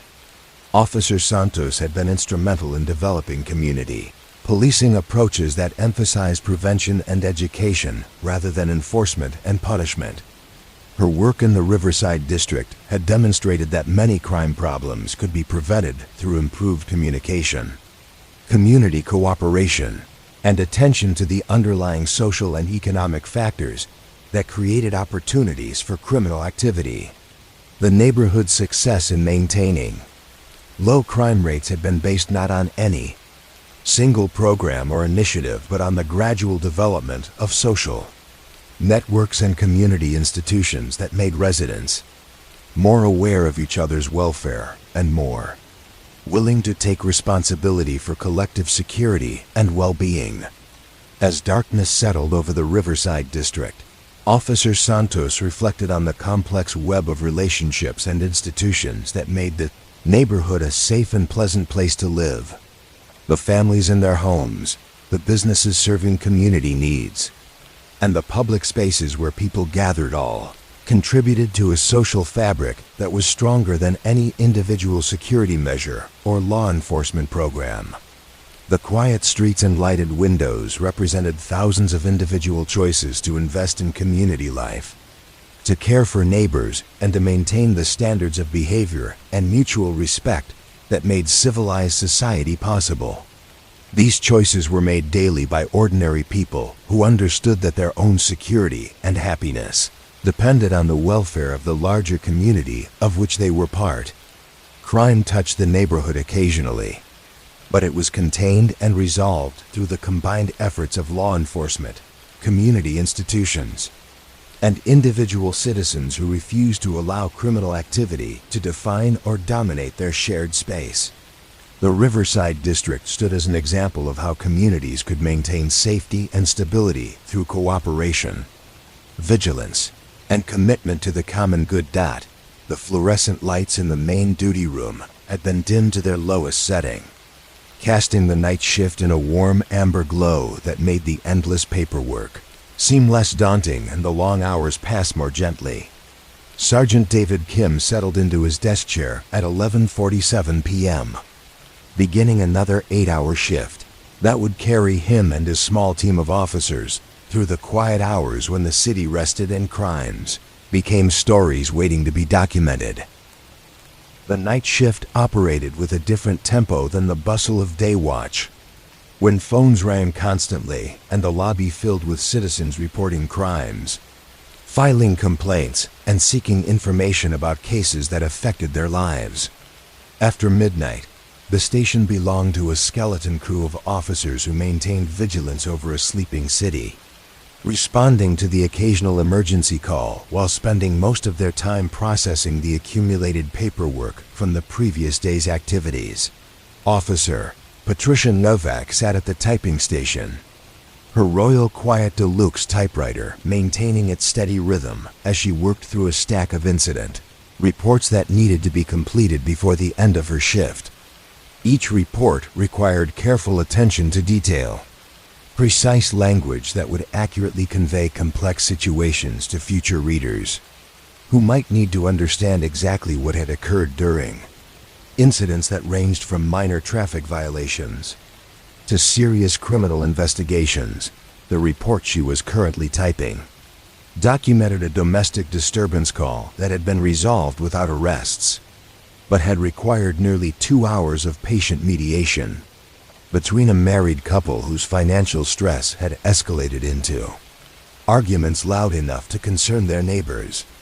The resolution had involved connecting the family with social services and establishing a follow-up plan that would provide them with resources for addressing their underlying problems before future crises developed. At 12:15 a.m., Officer Novak paused in her typing to answer the telephone, which rang with the distinctive double tone that indicated an incoming call from the emergency dispatch center. Mrs. Eleanor Chun was reporting suspicious activity in the alley behind her apartment building, where she had observed what appeared to be someone attempting to break into parked cars using a flashlight and some kind of tool. Officer Rodriguez was dispatched to investigate the call, leaving the station with the quiet efficiency that characterized most night shift responses. His patrol car moved through empty streets with its headlights cutting through darkness that made familiar daytime landmarks appear mysterious and transformed.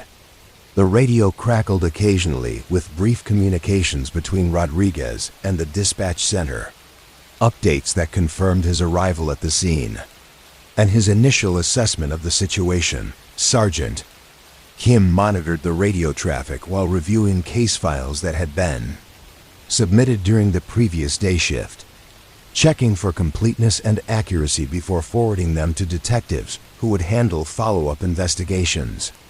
The files represented a cross-section of urban life at its most complicated, from simple traffic accidents to complex fraud, investigations that would require weeks of patient detective work to resolve. The Chun burglary case from 3 weeks earlier had been closed with the recovery of stolen property and the arrest of 2 teenagers who had been selling stolen electronics to purchase drugs. The resolution had been satisfactory from a law enforcement perspective, but Sergeant Kim noted that the underlying drug problem that had motivated the thefts remained unaddressed and would likely lead to future crimes involving the same individuals or their associates.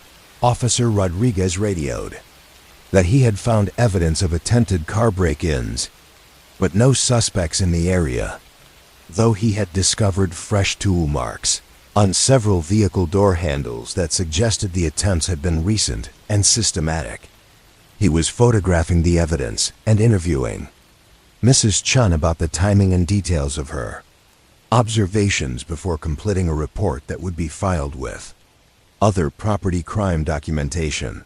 The station's coffee maker gurgled to life as Officer Novak prepared a fresh pot to sustain the crew through the remaining hours of their shift. The ritual of making coffee provided a brief break from paperwork, while also serving as an opportunity for informal consultation about cases that might benefit from multiple perspectives or collaborative problem-solving approaches. Detective Williams arrived at the station to follow up on a fraud investigation that had been developing over several weeks, involving forged checks that had been passed at businesses throughout the downtown area. The case required coordination between multiple law enforcement agencies and financial institutions, with evidence that needed to be processed carefully to ensure successful prosecution of the suspects when they were finally identified and arrested. The fraud case had revealed a sophisticated operation involving stolen mail, identity theft, and check-washing techniques that transformed legitimate checks into instruments for unauthorized financial transactions. Detective Williams had been working with postal inspectors and bank security officers to trace the source of the stolen checks and identify the individuals responsible for the forgery scheme. At 1:30 a.m., Officer Rodriguez returned to the station to complete his report on the attempted car break-ins, settling at his desk with the photographs and notes he had collected during his investigation.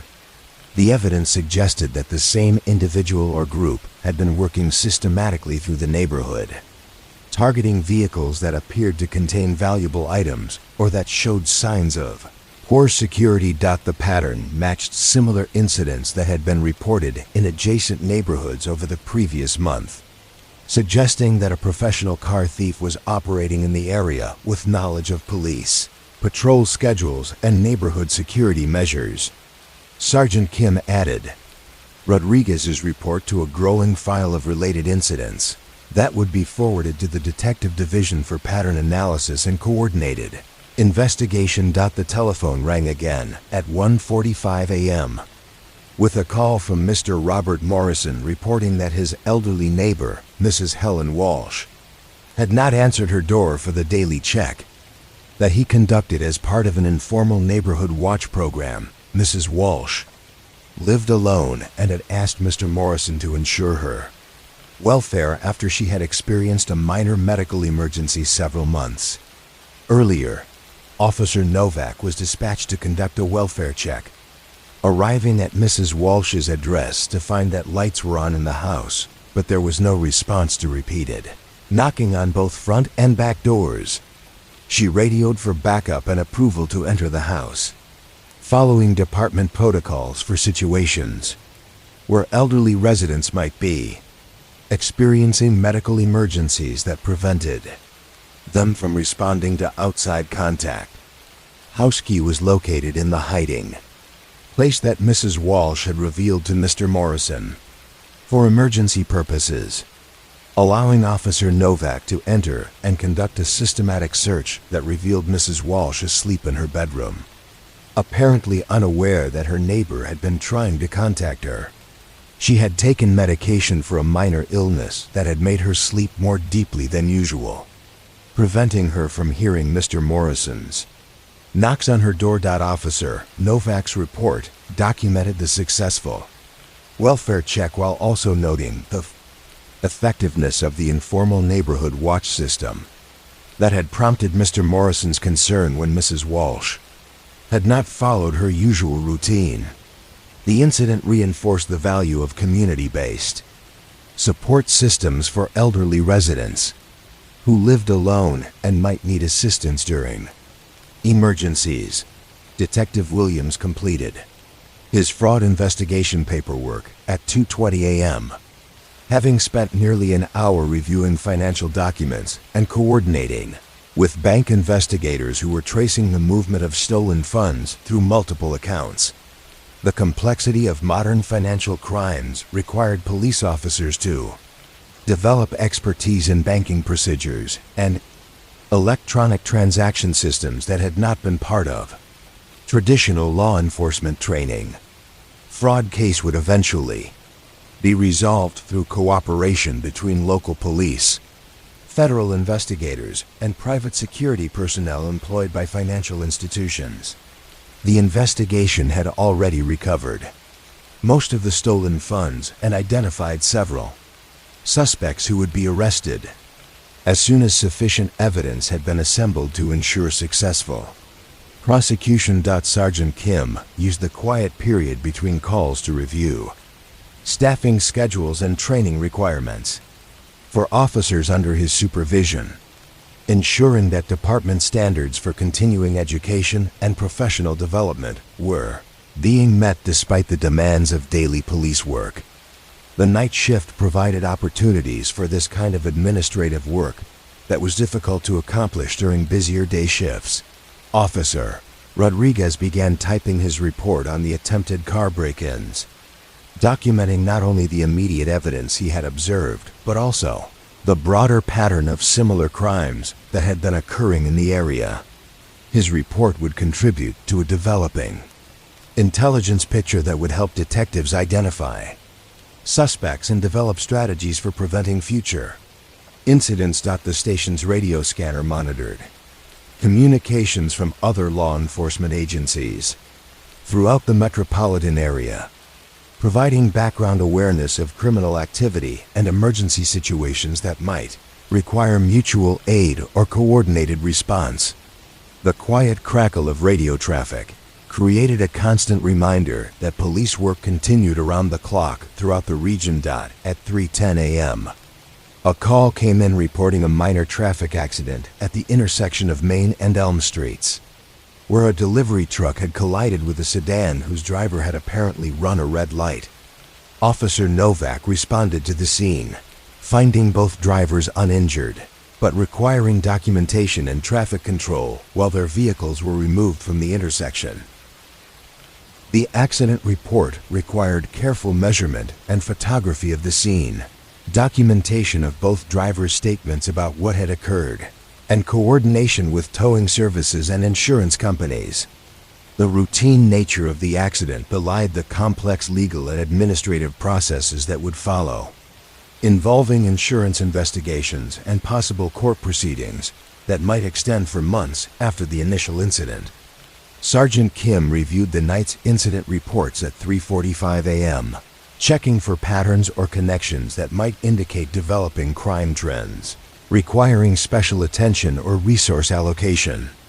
The reports showed the typical mix of minor crimes and service calls that characterized night shift police work, with most incidents being resolved through patient communication and problem solving rather than arrests or dramatic interventions. The station's evidence locker was checked during the night shift to ensure that all items collected during recent investigations were properly stored and documented.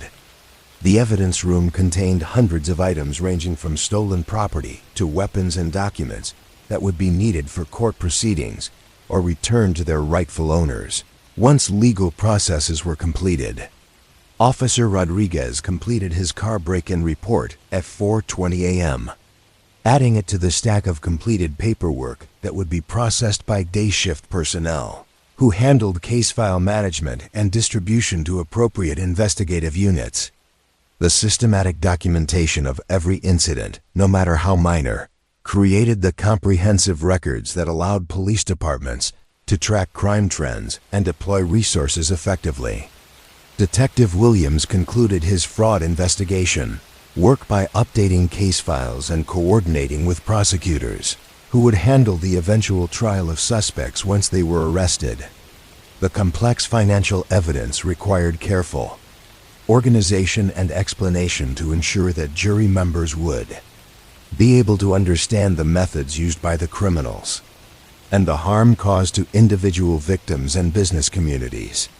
The telephone remained quiet during the hours between 4:30 and 5:45 a.m., allowing the night shift crew to complete their paperwork and prepare summary reports that would brief day shift personnel about ongoing investigations and unresolved incidents requiring follow-up attention. This transition period was crucial for ensuring continuity of police services as responsibility shifted from night to day personnel. Sergeant Kim prepared his shift summary report at 5:50 a.m., documenting the night's activities and highlighting any issues that would require attention from day shift supervisors or specialized investigative units. The report would become part of the permanent record of police activity, contributing to the comprehensive documentation that allowed department administrators to evaluate performance and allocate resources effectively. The first day shift officers began arriving at 6 a.m., gradually taking over responsibilities from night shift personnel who had maintained public safety throughout the quiet hours when most citizens slept peacefully in their homes. The transition was accomplished smoothly through briefings that ensured important information was passed along and ongoing investigations continued without interruption. Officer Novak completed her final report at 6:15 a.m., adding it to the collection of paperwork that documented another night of police service to the community. Her typewriter fell silent as she cleaned and covered it, preparing the machine for the next shift of officers who would continue the endless process of transforming human conflict and crisis into organized documentation. The night shift had processed 6 incident reports, responded to 4 service calls, and completed follow-up work on 3 ongoing investigations, representing a typical night's work that contributed to the larger mission of maintaining public safety and community order. The quiet efficiency of their work demonstrated how most police service consisted of patient attention to routine problems rather than dramatic confrontations with dangerous criminals. Sergeant Kim locked his desk and prepared to leave the station at 6:30 a.m., knowing that the day shift would continue the work of police service with the same dedication and professionalism that had characterized the night's activities. The station would soon fill with the increased activity of daytime police work, but the foundation laid by night shift officers would support the more complex investigations and community interactions that daylight hours would bring. The morning sun began to filter through the station's windows as the building transitioned from the quiet rhythms of night shift to the busier pace of day operations. The typewriters would soon resume their constant chatter, telephones would ring more frequently, and the lobby would fill with citizens seeking police services that ranged from simple information requests to complex legal assistance. The night shift had maintained the continuity of police service during the hours when emergencies were less frequent, but community safety remained essential. Their patient work with paperwork, routine calls, and ongoing investigations had preserved the foundation of law enforcement that would support another day of public service and community protection. The evidence room occupied the entire basement level of the old municipal building, its climate-controlled environment maintaining perfect conditions for the preservation of physical evidence that might be needed for court proceedings years after crimes had been committed and resolved. Evidence technician Margaret Walsh moved through the organized rows of shelving with the careful precision of a librarian, her soft-soled shoes making no sound against the polished concrete floor. Each photograph was stored in acid-free envelopes, labeled with case numbers and dates that corresponded to the master catalog system that had been meticulously maintained since the evidence room's establishment in 1963. The black and white images, taken with the police department's large format cameras, had captured moments of disruption and investigation with documentary precision that transformed dramatic events into calm historical records. 1974 to 147 contained photographs from a residential burglary that had occurred on Maple Street during the summer of that year, when the Henderson family had returned from vacation to find their home had been systematically searched by intruders who had taken jewelry, electronics, and several family heirlooms that had been passed down through 3 generations. The photographs showed rooms in careful disarray, with furniture moved and drawers opened, but without the random destruction that often characterized burglaries committed by drug addicts or juveniles. Detective Robert Chen had documented the scene with methodical thoroughness, photographing not only the obvious signs of intrusion, but also the subtle details that revealed the burglar's methods and priorities. The master bedroom photograph showed that expensive costume. Jewelry had been left untouched while more valuable pieces had been carefully selected, suggesting that the intruders had possessed knowledge about precious metals and gemstones that went beyond casual opportunism. The living room photographs revealed that the burglars had spent considerable time searching through papers and documents, apparently looking for information about bank accounts, investment portfolios, or other assets that might provide opportunities for additional crimes. The careful examination of financial records suggested a level of sophistication that distinguished this crime from simple smash-and-grab operations that characterized most residential burglaries. Margaret turned each photograph slowly, appreciating the composition and technical quality that police photographers of that era had brought to their work. The images were properly exposed and focused, with careful attention to lighting that revealed important details, without creating shadows that might obscure crucial evidence. Each photograph served both as legal documentation and as historical record of how crimes were investigated during a time when forensic science was less advanced, but police work was perhaps more methodical and patient. The Henderson burglary had been solved 3 weeks after the initial investigation, when the stolen jewelry was recovered during a raid on a fence operation that had been purchasing stolen goods from burglars throughout the metropolitan area. The photographs of the recovered items, taken in the police station's evidence room, showed each piece laid out on neutral backgrounds, with careful lighting that would allow victims to identify their property and juries to understand the value of what had been stolen. Mrs. Henderson's statement, attached to the evidence file, described the emotional impact of losing items that carried family history along with monetary value. Her grandmother's wedding ring, a brooch that had belonged to her mother, and a watch that had been her father's retirement gift, represented connections to family members who had died years earlier, making their theft particularly traumatic. Despite the eventual recovery of the physical objects, the case had been resolved with the conviction of 3 individuals who had been operating an organized burglary ring that targeted middle-class homes in suburban neighborhoods. The photographs of the suspects, taken during their booking process, showed young men whose appearance belied the sophisticated criminal organization they had created to identify targets, plan burglaries, and dispose of stolen property through established fencing networks. Margaret selected another box from the 1975 section, this one containing documentation of a vandalism case that had puzzled investigators for several months before being solved through patient observation and community cooperation. Someone had been systematically damaging mailboxes throughout the Riverside district, using what appeared to be a baseball bat to destroy the wooden posts and metal boxes that residents had installed along their streets.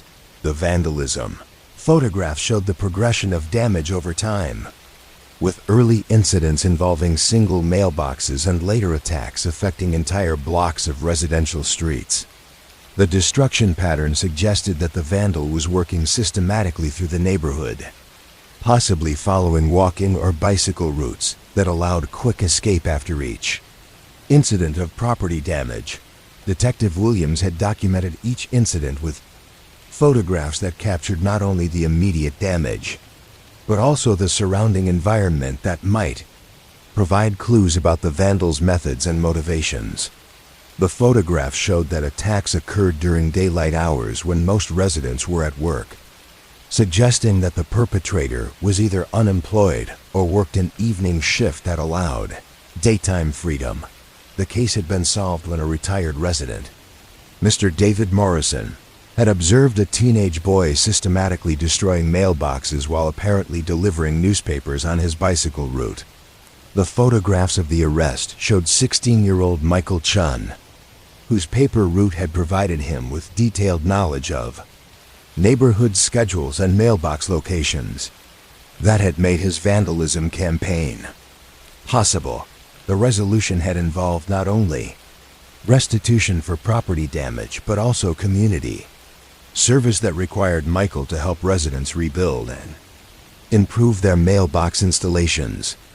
The photographs of the community service work showed the teenager working alongside neighbors who had initially been angry about his destructive behavior, but had gradually developed understanding about the personal problems that had motivated his crimes.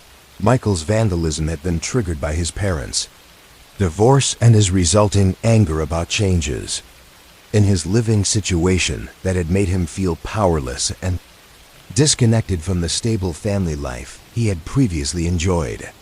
The community service had provided him with positive adult relationships and practical skills that had helped him channel his energy in more constructive directions. Margaret moved to the 1976 section, selecting a box that contained photographs from a missing person case that had captured the attention of the entire community before being resolved with an outcome that no one had anticipated. The subject was Jennifer Walsh, a 17-year-old high school student who had disappeared while walking home from her part-time job at the local library. The initial investigation photographs showed Jennifer's normal walking route, documented by Detective Sarah Kim with careful attention to street lighting, potential hiding places, and the locations of businesses and residences where witnesses might have observed anything unusual. The systematic photographic survey had created a comprehensive visual record of the environment where Jennifer had last been seen. The search effort photographs captured the community response to Jennifer's disappearance, with images of volunteer search teams combing through wooded areas, vacant lots, and abandoned buildings throughout the city. The photographs showed citizens from all walks of life working together in an organized effort that had demonstrated the community's commitment to finding Jennifer and ensuring her safe return. The breakthrough in the case had come not through traditional detective work, but through Jennifer's own decision to contact police after reading newspaper reports about the search efforts. The photographs of her reunion with her family showed the emotional relief that had concluded days of anxiety and uncertainty about her welfare and whereabouts. Jennifer's explanation for her disappearance had been both simple and complex, involving her decision to run away from home, following an argument with her parents about her college plans and their expectations for her future.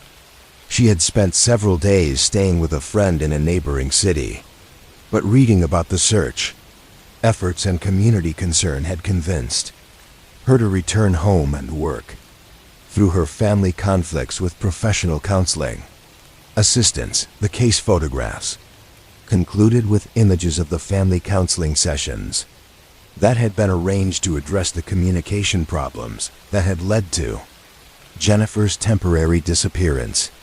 The resolution had been handled with sensitivity to both Jennifer's need for independence and her parents' legitimate concerns about her safety and well-being. Margaret selected a box from 1977 that contained photographs from a fraud investigation involving forged checks that had been passed at businesses throughout the downtown commercial district. The evidence photographs showed the sophisticated techniques that had been used to alter legitimate checks, transforming small amounts into larger sums and changing payee information to allow unauthorized access to other people's bank accounts. Detective Rodriguez had documented the fraud scheme with photographs that captured every detail of the forged documents, using specialized lighting and macro lenses that revealed the subtle signs of alteration that had initially escaped detection by busy store clerks and bank tellers. The technical quality of the photographs had been crucial for demonstrating the criminal methods to prosecutors and jury members who needed to understand the complexity of the fraud scheme. The investigation had revealed that the forger was using chemicals purchased from photography supply stores to remove ink from legitimate checks before rewriting them with different amounts and payee information. The photographs of the criminal's workspace, discovered during a search warrant execution, showed the sophisticated equipment and materials that had been assembled to support the large-scale fraud operation. The case had been solved through cooperation between local police, bank security officers, and federal postal inspectors who had been investigating related mail theft crimes.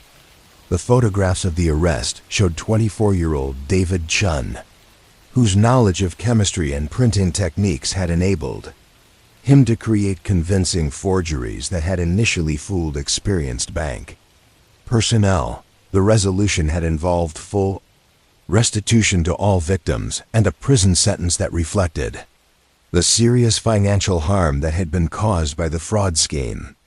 The photographs of the recovered evidence showed thousands of dollars in forged checks and fraudulent documents that had been seized during the case investigation.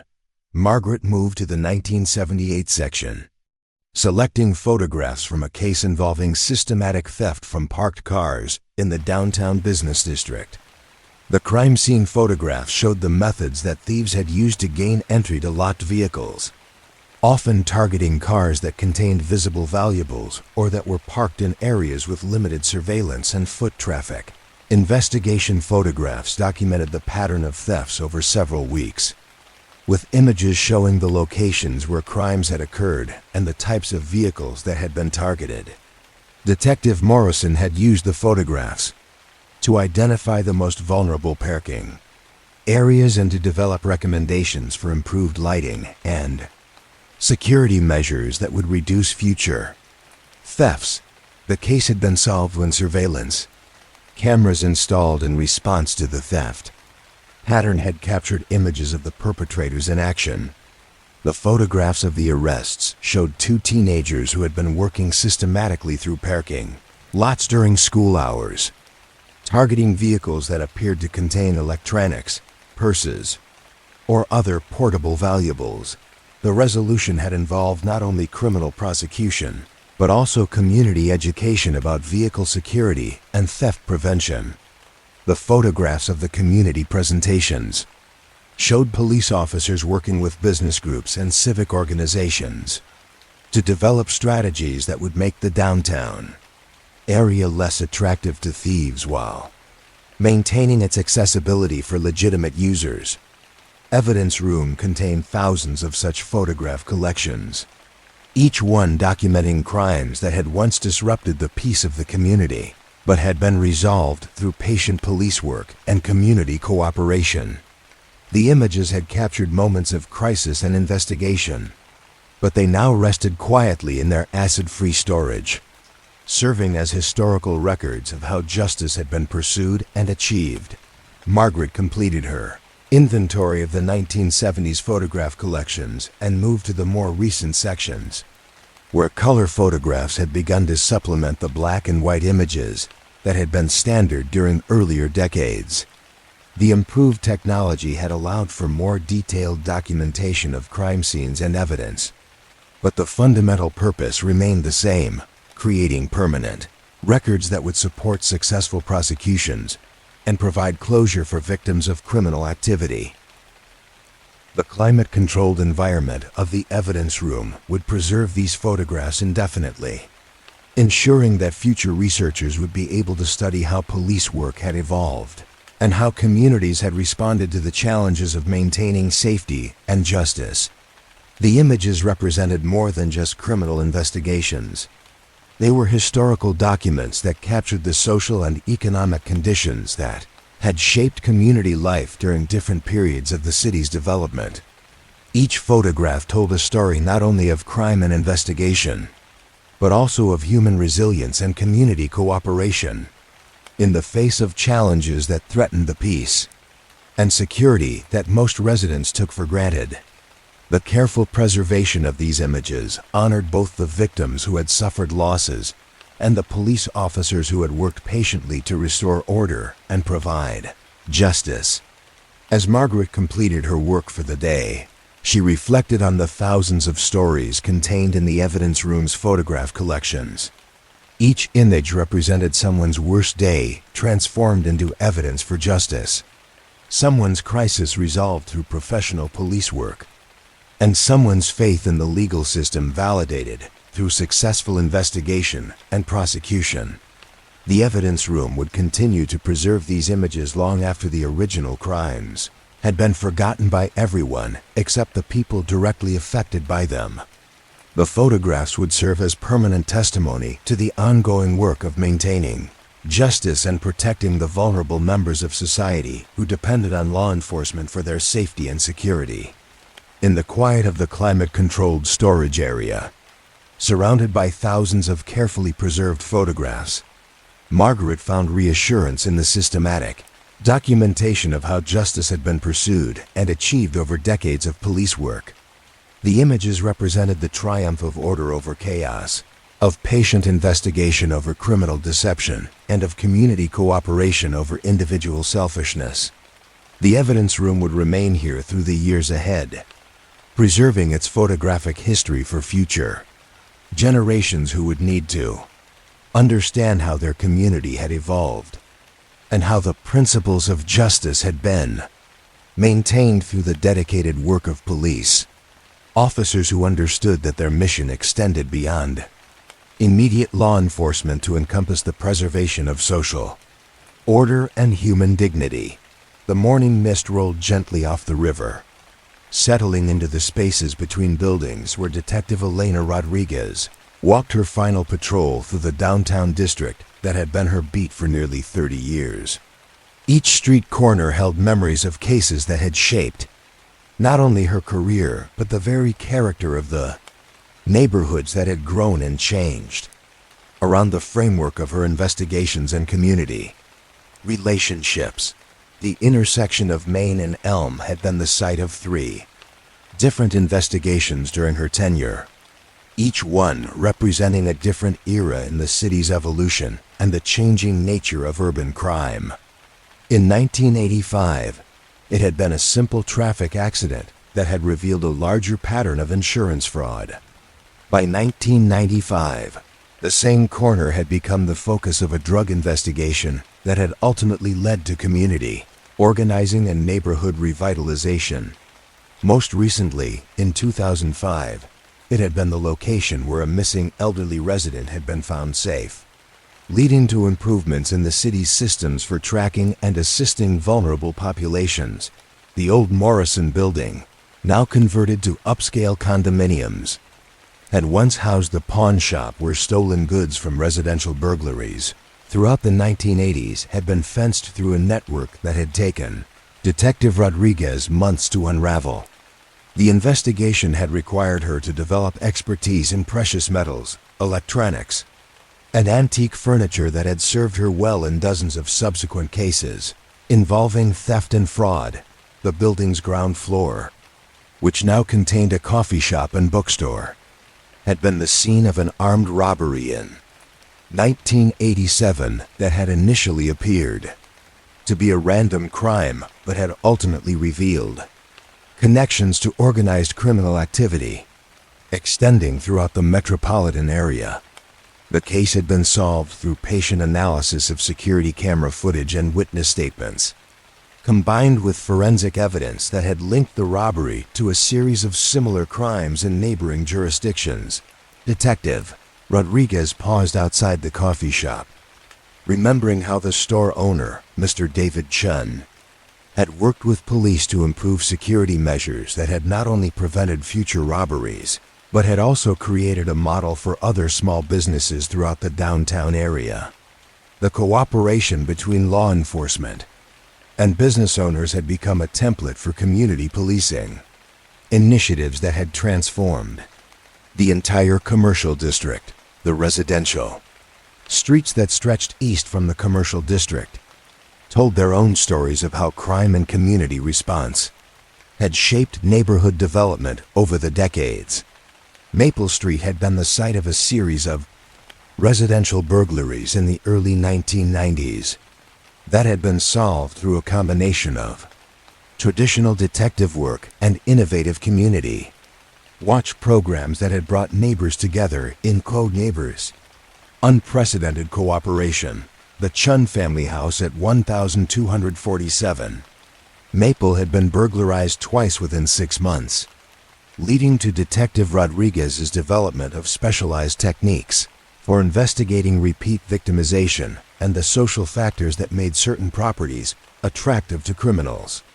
Her work on the case had contributed to academic research on crime patterns and had influenced police training programs throughout the state. Mrs. Eleanor Walsh, now 84 years old, still maintained her garden at 1256 Maple with the same meticulous care that had made her an ideal witness during the burglary investigations. Her detailed observations of neighborhood activities and her willingness to serve as a communication hub for residents had been crucial for solving not only the burglary cases, but also several instances of vandalism and fraud that had affected the area during the 1990s. The elementary school on Pine Street had been the focus of Detective Rodriguez's work with juvenile offenders, developing intervention programs that had redirected young people away from criminal activity and toward educational and recreational opportunities that had served their needs more effectively than traditional punitive approaches. The school now featured a community center that had grown out of those early intervention programs. The playground equipment, repeatedly vandalized during the mid-1990s, had been replaced through community fundraising efforts that had brought together residents, businesses, and civic organizations in a collaborative project that had demonstrated the neighborhood's commitment to providing safe spaces for children. The vandalism problem had been solved not through increased security, but through expanded programming that had engaged young people as positive contributors to community life.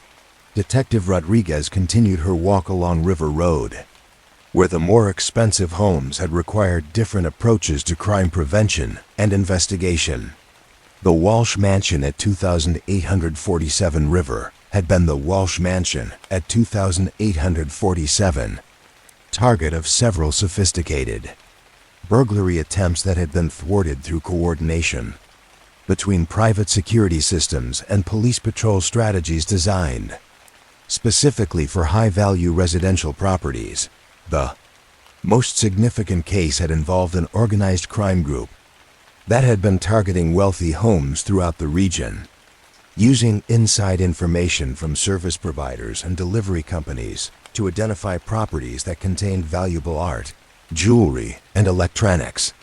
The investigation had required collaboration with federal law enforcement agencies and had ultimately led to the conviction of more than 20 individuals involved in the criminal organization. At the Riverfront Park, now a peaceful gathering place for families and recreational users, had been the site of drug activity and violence during the late 1980s that had made it effectively unusable for legitimate purposes. Detective Rodriguez had worked with community groups and city planners to develop a comprehensive revitalization strategy that had included improved lighting, regular programming, and volunteer patrol systems that had reclaimed the space for positive community use. The old pier, now used for fishing and boat launching, had been the location where stolen vehicles were often abandoned after being used in crimes throughout the city. The recovery operations had sometimes led to additional evidence in unrelated cases, creating an informal intelligence network that had contributed to investigations ranging from simple theft to complex fraud schemes. Detective Rodriguez turned north toward the industrial district, where her work had focused on preventing and investigating crimes that affected businesses and workers who formed the economic foundation of the community. The Morrison manufacturing plant had been the target of organized theft rings that had stolen raw materials, finished products, and equipment worth hundreds of thousands of dollars during the early 1990s. The investigation had revealed corruption involving plant security guards and shipping clerks who had been providing information to criminal organizations about valuable shipments and security procedures. The case had been solved through undercover operations and electronic surveillance that had documented the criminal conspiracy in sufficient detail to ensure successful prosecutions of all involved parties. The resolution had led to improved security procedures throughout the industrial district and had established ongoing cooperation between police and business security personnel that had prevented similar crimes from developing. The area had subsequently attracted additional manufacturing and distribution businesses that had brought employment and economic growth to the community. The railway yard, which had been a frequent dumping ground for stolen vehicles and other evidence of criminal activity, had been transformed through cooperation between railroad security and local police into a secure facility that now contributed to the economic vitality of the region. The improved security had also eliminated a source of public safety concerns that had affected nearby residential neighborhoods.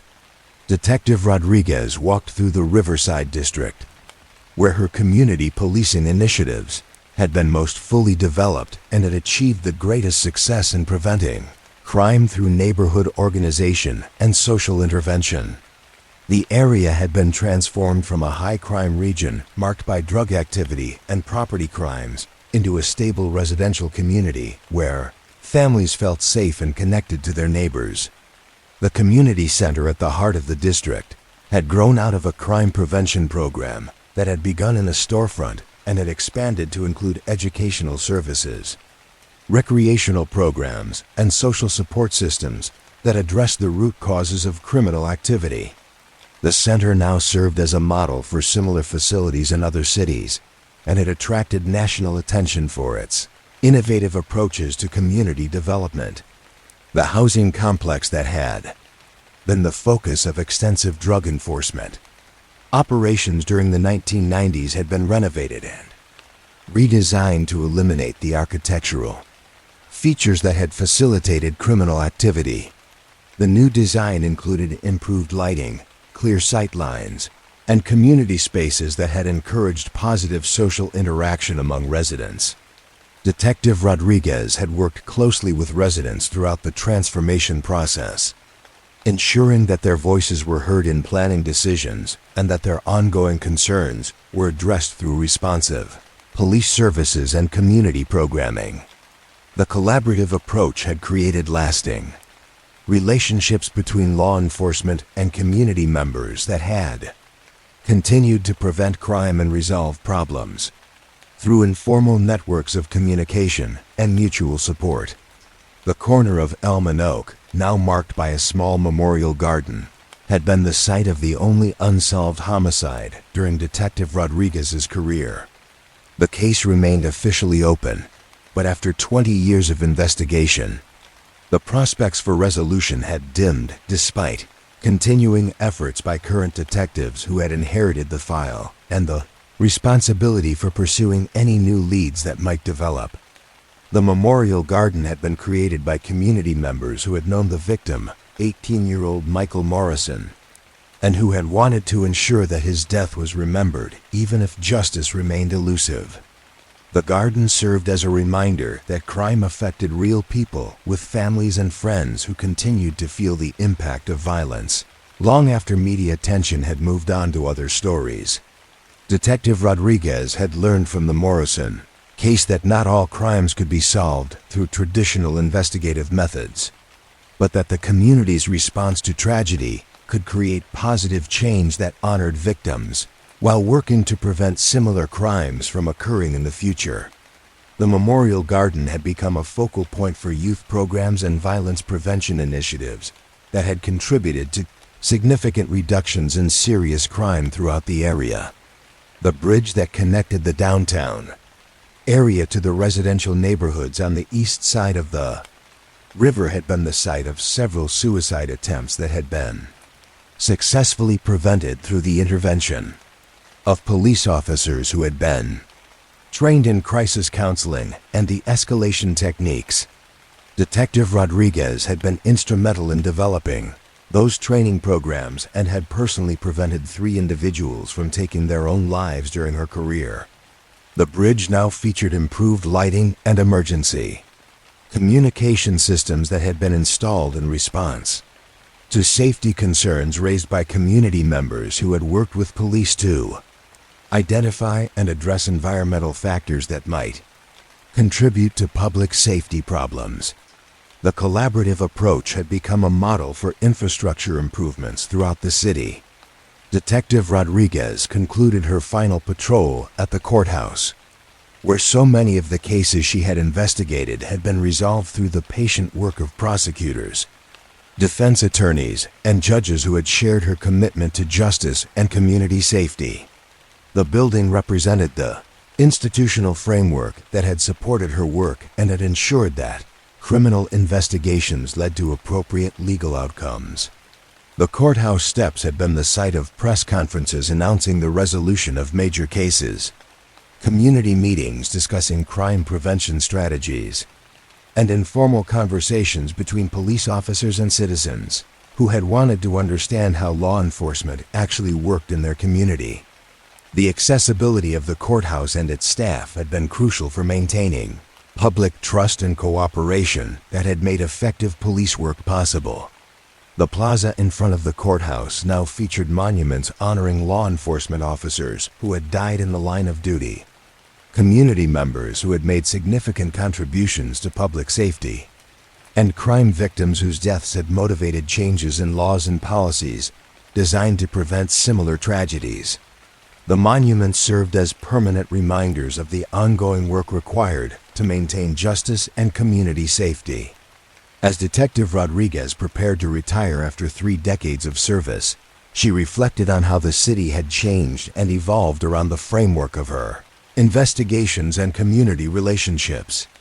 Each solved case had contributed to the larger project of building a community where people could live safely and pursue their goals without fear of criminal victimization.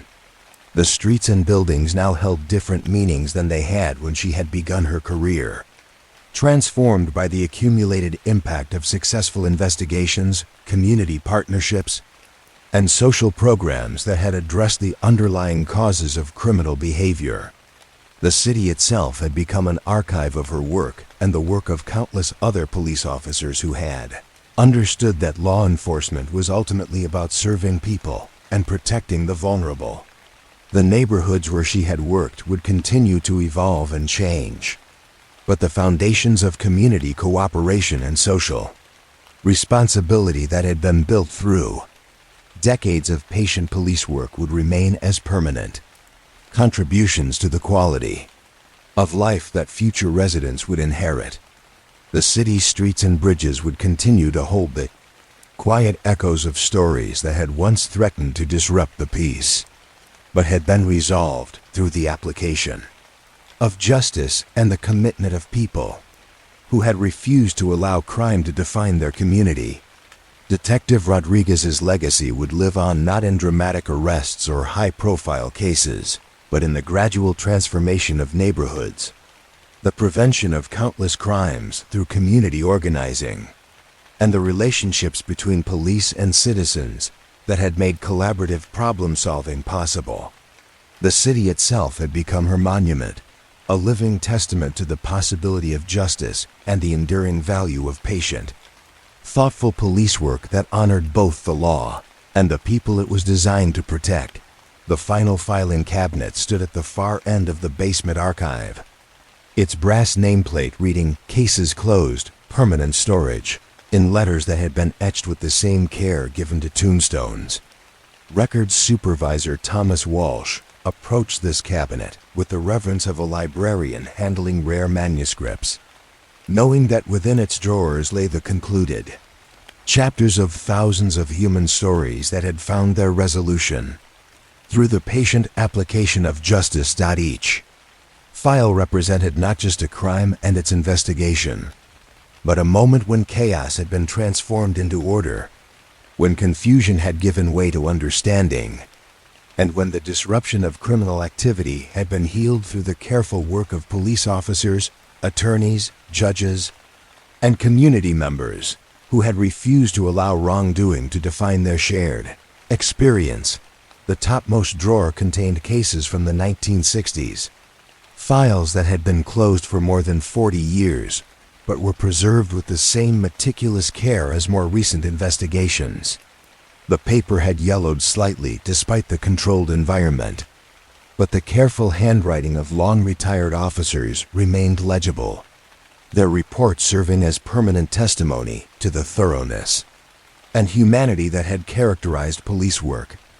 During that earlier era, Case File 1963-0847 documented the resolution of a forgery scheme that had been solved through the cooperation of local merchants, bank officials, and a young man named David Chun, who had been motivated by financial desperation to alter checks in ways that had initially fooled experienced business people. The final report included a letter from Chun, written 5 years after his conviction, expressing gratitude for the second chance he had been given and describing his successful completion of college and his work as an accountant who helped other young people avoid the financial mistakes that had led to his own criminal activity. The Chun case represented thousands of similar files that documented not just the immediate resolution of crimes, but the longer-term outcomes that revealed whether justice had truly been served. The follow-up correspondence, victim impact statements, and rehabilitation reports created a comprehensive picture of how criminal cases affected everyone involved and how the justice system's ultimate success should be measured, not by conviction rates, but by its ability to heal communities and prevent future crimes. Thomas moved to the drawer containing cases from the 1970s, selecting a file that documented one of the most complex investigations in the department's history. The Morrison embezzlement case had involved systematic theft from multiple businesses over a period of 8 years, with the perpetrator using her position as a trusted bookkeeper to steal more than $200,000 through false invoices, duplicate payments, and manipulated bank deposits. The investigation had required Detective Williams to develop expertise in accounting procedures and business management that had gone far beyond traditional police training. But his patient work had ultimately revealed not only the scope of Helen Morrison's crimes, but also the systematic weaknesses in small business financial controls that had made her thefts possible. The case had led to the development of training programs for business owners and the establishment of cooperative relationships between police and accounting professionals that had prevented similar crimes from occurring. The final entry in the Morrison file was a probation report documenting Helen's successful completion of restitution requirements and her subsequent work as a financial counselor helping small businesses implement proper accounting controls. The transformation from criminal to community resource represented the kind of outcome that made the long hours and careful investigation worthwhile, demonstrating that justice could serve both punishment and redemption. The drawer containing cases from the 1980s held files that documented the department's evolution toward more sophisticated investigative techniques and more comprehensive approaches to crime prevention. The Rodriguez drug investigation had been one of the first cases to use electronic surveillance and undercover operations, techniques that had been controversial at the time, but had ultimately led to the conviction of 17 individuals involved in distributing illegal drugs throughout the metropolitan area. More importantly, the Rodriguez case had demonstrated the connection between drug activity and other crimes, leading to the development of comprehensive enforcement strategies that address not only drug sales, but also the burglaries, robberies, and fraud schemes that drug users committed to support their addictions. The case file included documentation of treatment programs and social services that had been developed to address the underlying causes of drug dependency. The final report in the Rodriguez file described the transformation of the neighborhood, where the drug operation had been centered, documenting how community organizing and police cooperation had reclaimed public spaces and created opportunities for positive social interaction that had made future drug activity impossible to establish. The case had become a model for community policing initiatives that had been replicated throughout the region. Thomas selected a file from the 1990s that documented a missing person case that had captured the attention of the entire community before being resolved in ways that no one had anticipated. Jennifer Walsh, a 17-year-old high school student, had disappeared while walking home from her part-time job, leading to an extensive search effort that had involved hundreds of volunteers and multiple law enforcement agencies. The resolution had come not through traditional detective work, but through Jennifer's own decision to contact police after reading about the search efforts in newspaper reports. She had been staying with friends in a neighboring city following an argument with her parents about college plans and future expectations, but the community response to her disappearance had convinced her to return home and work through her family conflicts with professional assistance. The Walsh case file concluded with documentation of family counseling sessions and community support programs that had been developed to address the underlying issues that had led to Jennifer's temporary disappearance. The case had demonstrated the importance of mental health resources and family support systems in preventing situations that might otherwise escalate into more serious problems, requiring extensive law enforcement intervention. The drawer containing cases from the 2000s reflected the continued evolution of police work and the increasing complexity of crimes that required specialized knowledge and interagency cooperation. The Chun cyber fraud case had been one of the first investigations to involve computer crimes and identity theft, requiring Detective Rodriguez to develop expertise in digital forensics and online criminal networks that had challenged traditional investigative methods. The case had ultimately been resolved through cooperation with federal agencies and computer security experts, who had helped trace the movement of stolen information through multiple online accounts and financial institutions. The conviction of the responsible individuals had been satisfying, but the case had also revealed the extent to which traditional crimes were being transformed by new technology that created opportunities for criminals while also providing new tools for law enforcement. The final entry in the Chun cyber fraud file described the development of training programs that had prepared police officers throughout the region to investigate computer crimes and the establishment of cooperative relationships with technology companies that had improved the prevention and detection of online criminal activity. The case had marked the beginning of a new era in law enforcement that would require ongoing education and adaptation to keep pace with technological change. Thomas moved to the final drawer, which contained the most recently closed cases from the past 5 years. These files documented the continued success of community policing initiatives and crime prevention programs that had been developed through decades of patient work by officers who had understood that effective law enforcement required addressing the social and economic factors that created opportunities for criminal activity. The final file in the drawer documented the Morrison Community Center case, an investigation that had begun with reports of vandalism and theft at a neighborhood facility, but had ultimately revealed deeper problems involving unemployment, family stress, and lack of recreational opportunities for young people. The resolution had involved not just the arrest of individuals responsible for immediate crimes, but the development of comprehensive programs that had addressed the underlying causes of antisocial behavior. The community center had been transformed from a target for criminal activity into a hub for positive community development, offering educational programs, job training, recreational activities, and social services that had improved the quality of life for residents throughout the surrounding neighborhoods. The case file concluded with letters from community members expressing gratitude for police officers who had recognized that solving crimes required understanding and addressing the human needs that had created them.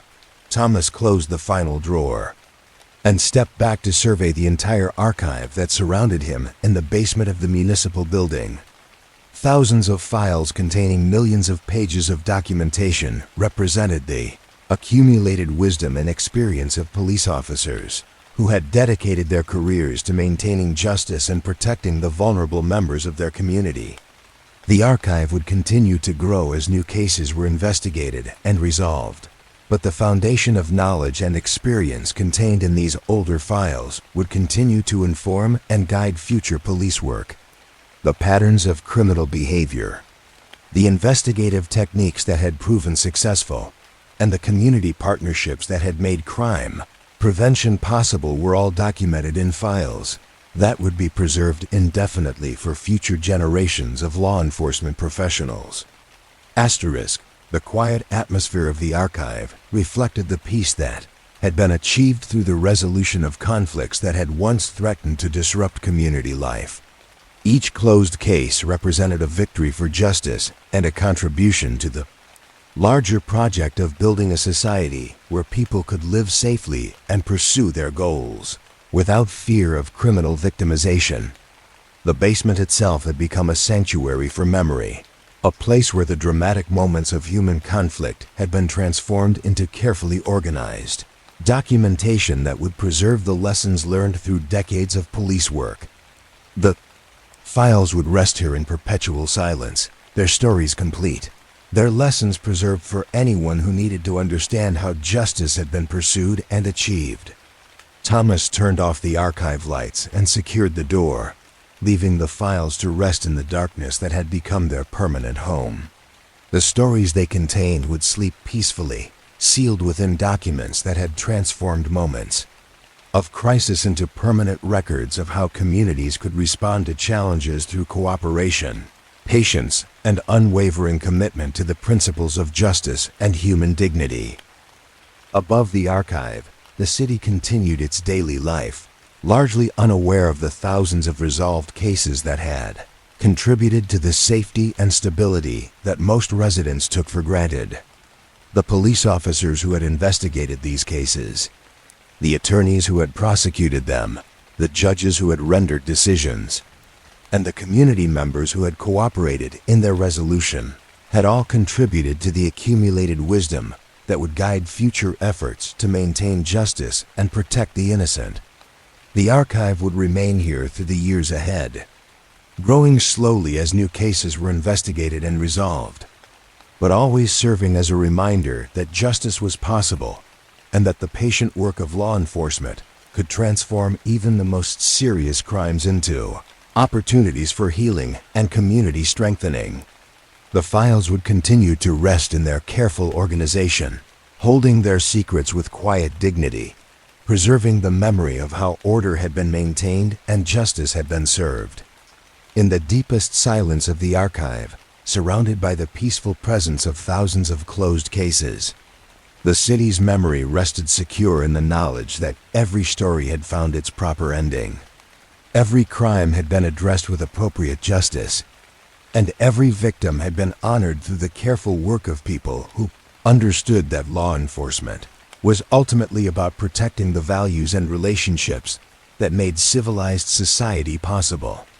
The final words had been written, the last photographs had been filed, and the ultimate reports had been completed.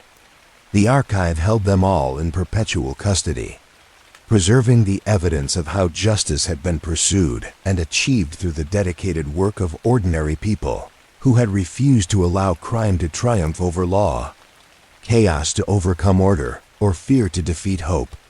The stories slept now in their eternal rest, sealed within files that would dream forever of the day when all conflicts would be resolved, all wounds would be healed, and all communities would find the peace that came from justice truly served. The archive itself had become a monument to that dream, a permanent testimony to the possibility of justice and the enduring value of those who dedicated their lives to its achievement. In the gentle darkness of permanent storage, the files held their vigil over the city's memory, guardians of the knowledge that crime could be defeated, that justice could be achieved, and that communities could heal from even the most serious wounds through the patient application of law. The generous spirit of forgiveness, and the unwavering commitment to protecting all who sought to live in peace. The stories were complete. The archive was full. The memory was preserved.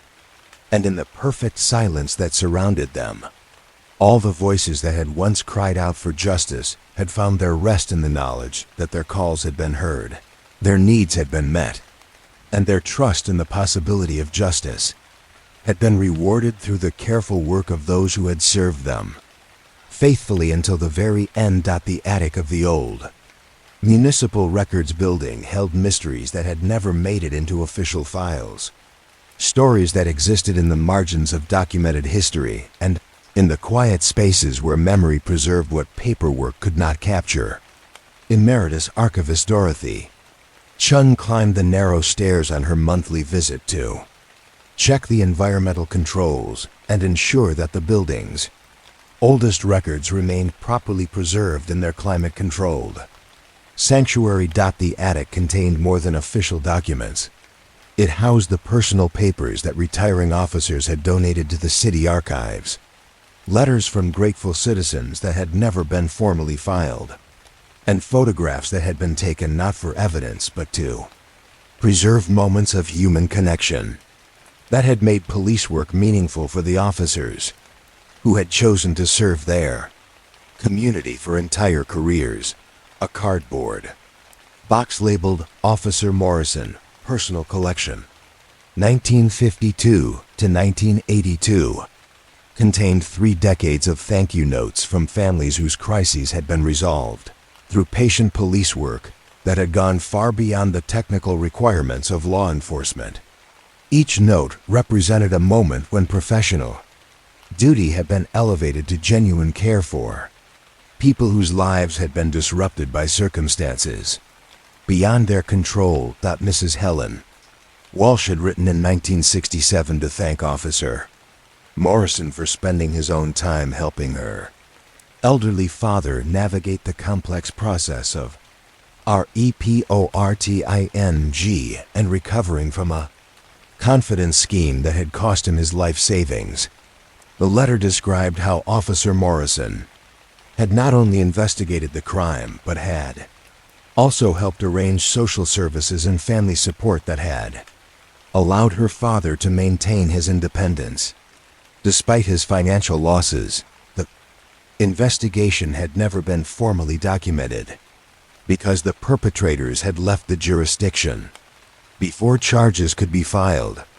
But Officer Morrison's unofficial follow-up work had prevented an elderly man from becoming homeless and had connected him with resources that had improved his quality of life during his remaining years.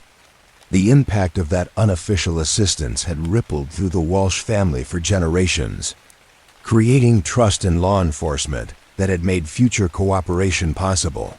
Dorothy opened another box containing materials from Detective Williams' 40-year career, finding newspaper clippings that had never been included in official case files, but had documented the broader impact of police work on community development and social change.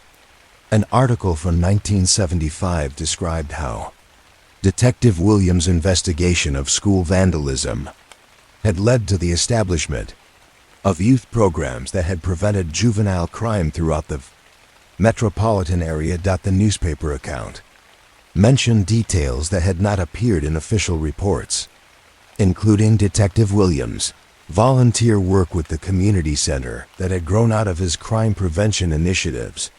He had spent weekends helping young people develop job skills and educational opportunities that had provided alternatives to the criminal activity that had previously been their primary source of income and social identity.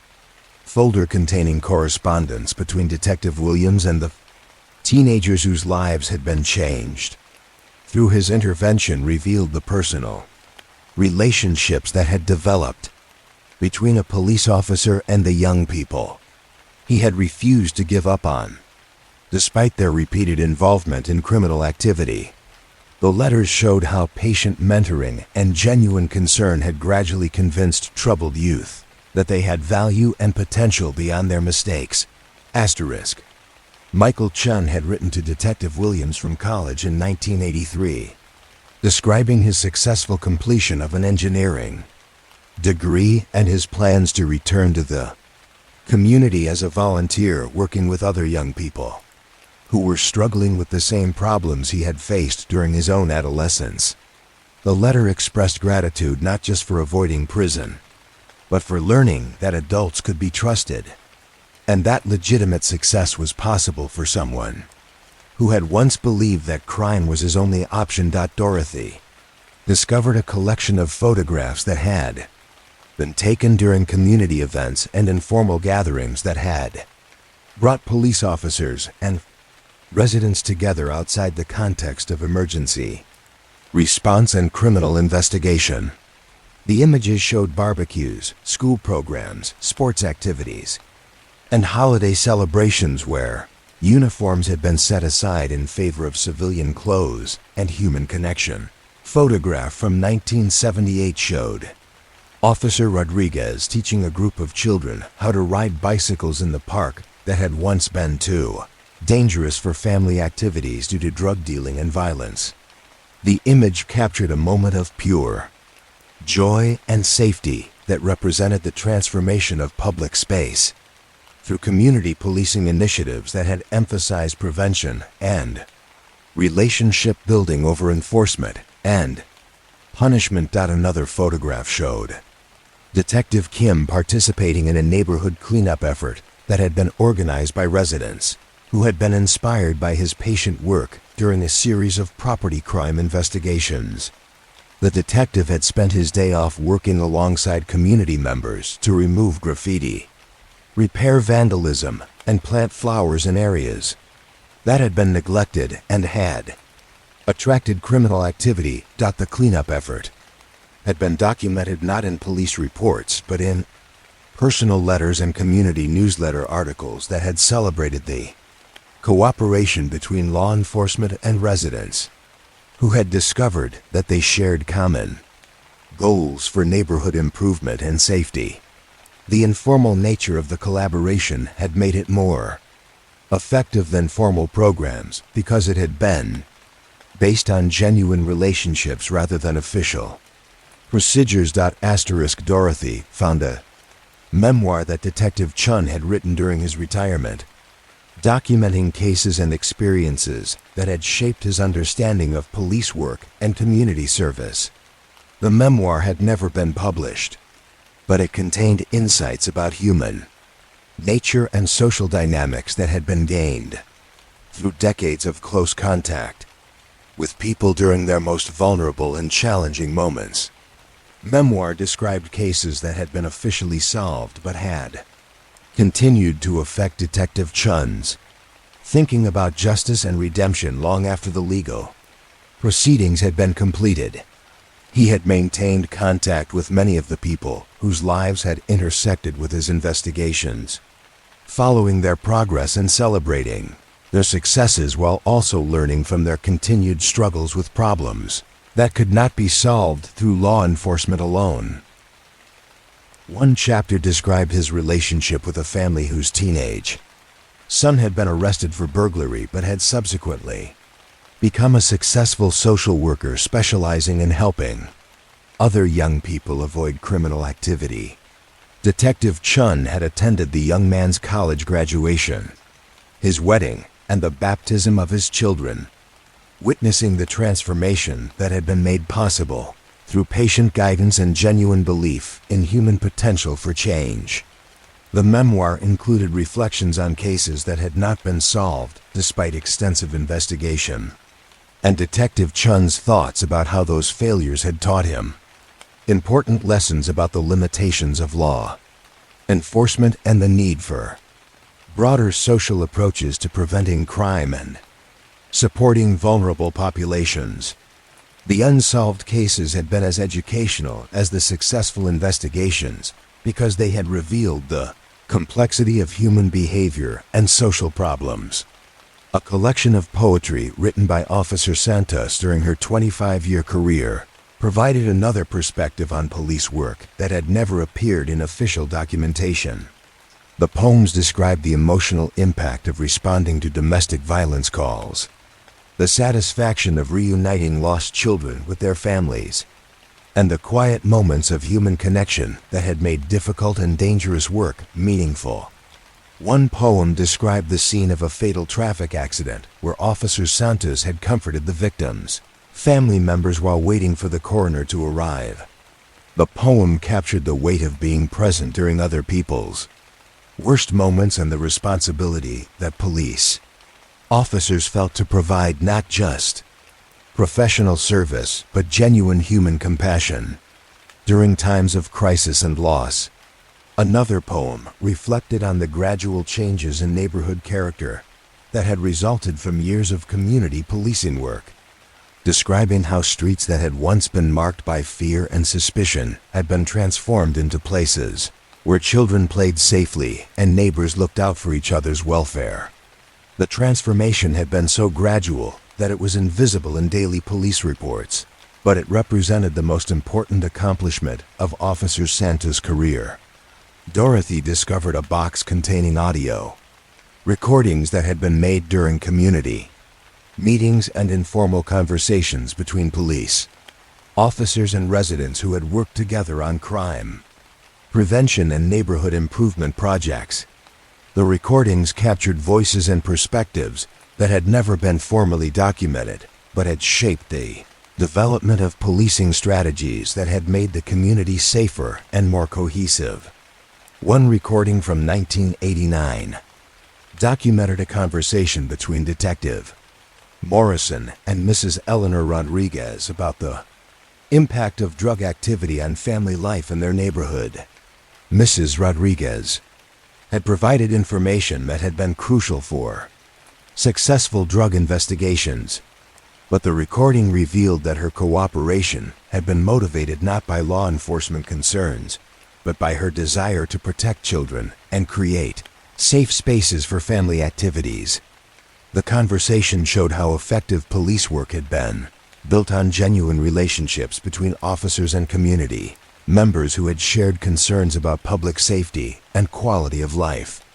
The formal aspects of criminal investigation had been important, but the informal networks of communication and mutual support had been the foundation that had made successful law enforcement possible.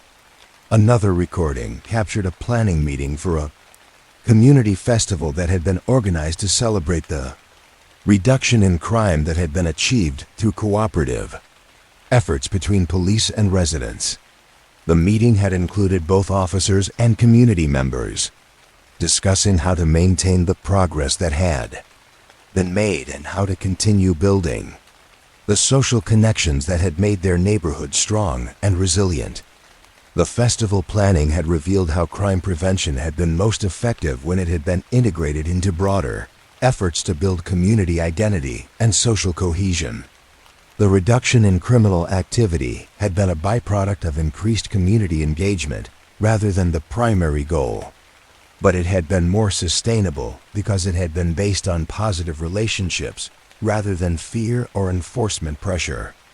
Dorothy found a collection of children's artwork that had been created during school visits by police officers who had participated in educational programs designed to build positive relationships between law enforcement and young people.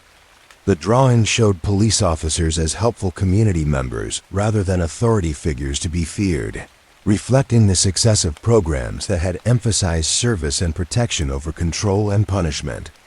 One drawing by 8-year-old Jennifer Walsh showed Officer Kim helping her find her lost dog, an incident that had occurred during a routine patrol but had created a lasting positive impression that had influenced the child's understanding of what police officers did in their community.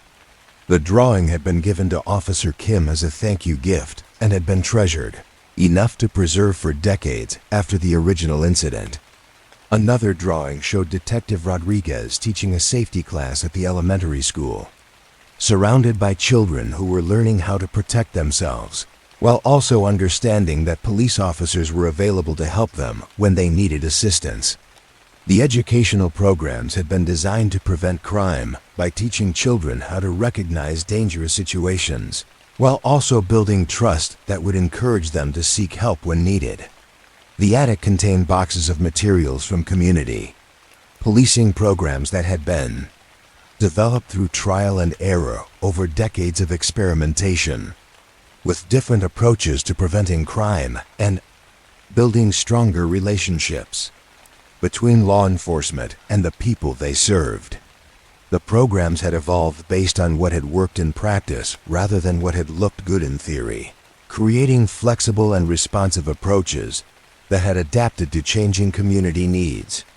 A folder containing evaluation reports from community policing initiatives showed how success had been measured not just by crime statistics but by indicators of community health and social cohesion that had been more difficult to quantify, but had been more important for long-term public safety. The reports had documented increases in neighborhood volunteerism, improvements in school attendance, and reductions in family crisis calls that had indicated broader community strengthening. The evaluations had also revealed how community policing had changed the officers who had participated in it, making them more effective law enforcement professionals while also giving them greater job satisfaction and deeper understanding of the communities they served. The police officers had learned as much from community members as they had taught, creating mutual education and respect that had benefited everyone involved. Dorothy discovered personal journals that had been kept by officers who had wanted to document their experiences and reflections for their own understanding and growth. The journals contained thoughts about difficult cases, successful interventions, and the gradual evolution of their understanding about what effective police work required in terms of both professional skills and personal character.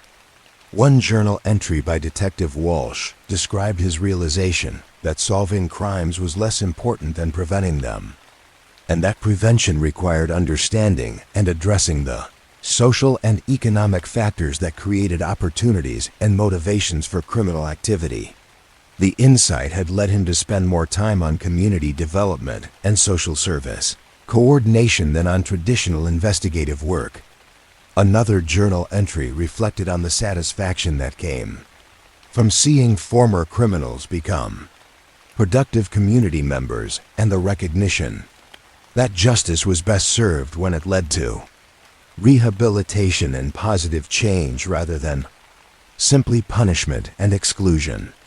The officer had maintained contact with many people he had arrested, celebrating their successes and providing support during their struggles to build better lives. The attic materials revealed dimensions of police work that had never appeared in official reports, but had been the foundation for everything that had been accomplished through decades of community service. The personal relationships, informal networks, and human connections had made the difference between law enforcement that had simply responded to crimes and law enforcement that had prevented them by strengthening the social fabric that held communities together. As Dorothy completed her monthly inspection of the attic archive, she reflected on how these unofficial records complemented and enriched the formal documentation that had been preserved in the building's main filing systems. Together, they created a complete picture of how police work had evolved and how communities had been strengthened through the patient efforts of officers who had understood that their job was ultimately about serving people and protecting the values that made civilized society possible. The attic would continue to preserve these personal and informal records alongside the official files, ensuring that future generations would understand not just what had been accomplished, but how it had been accomplished through the dedicated work of ordinary people who had chosen to make public service their life's work.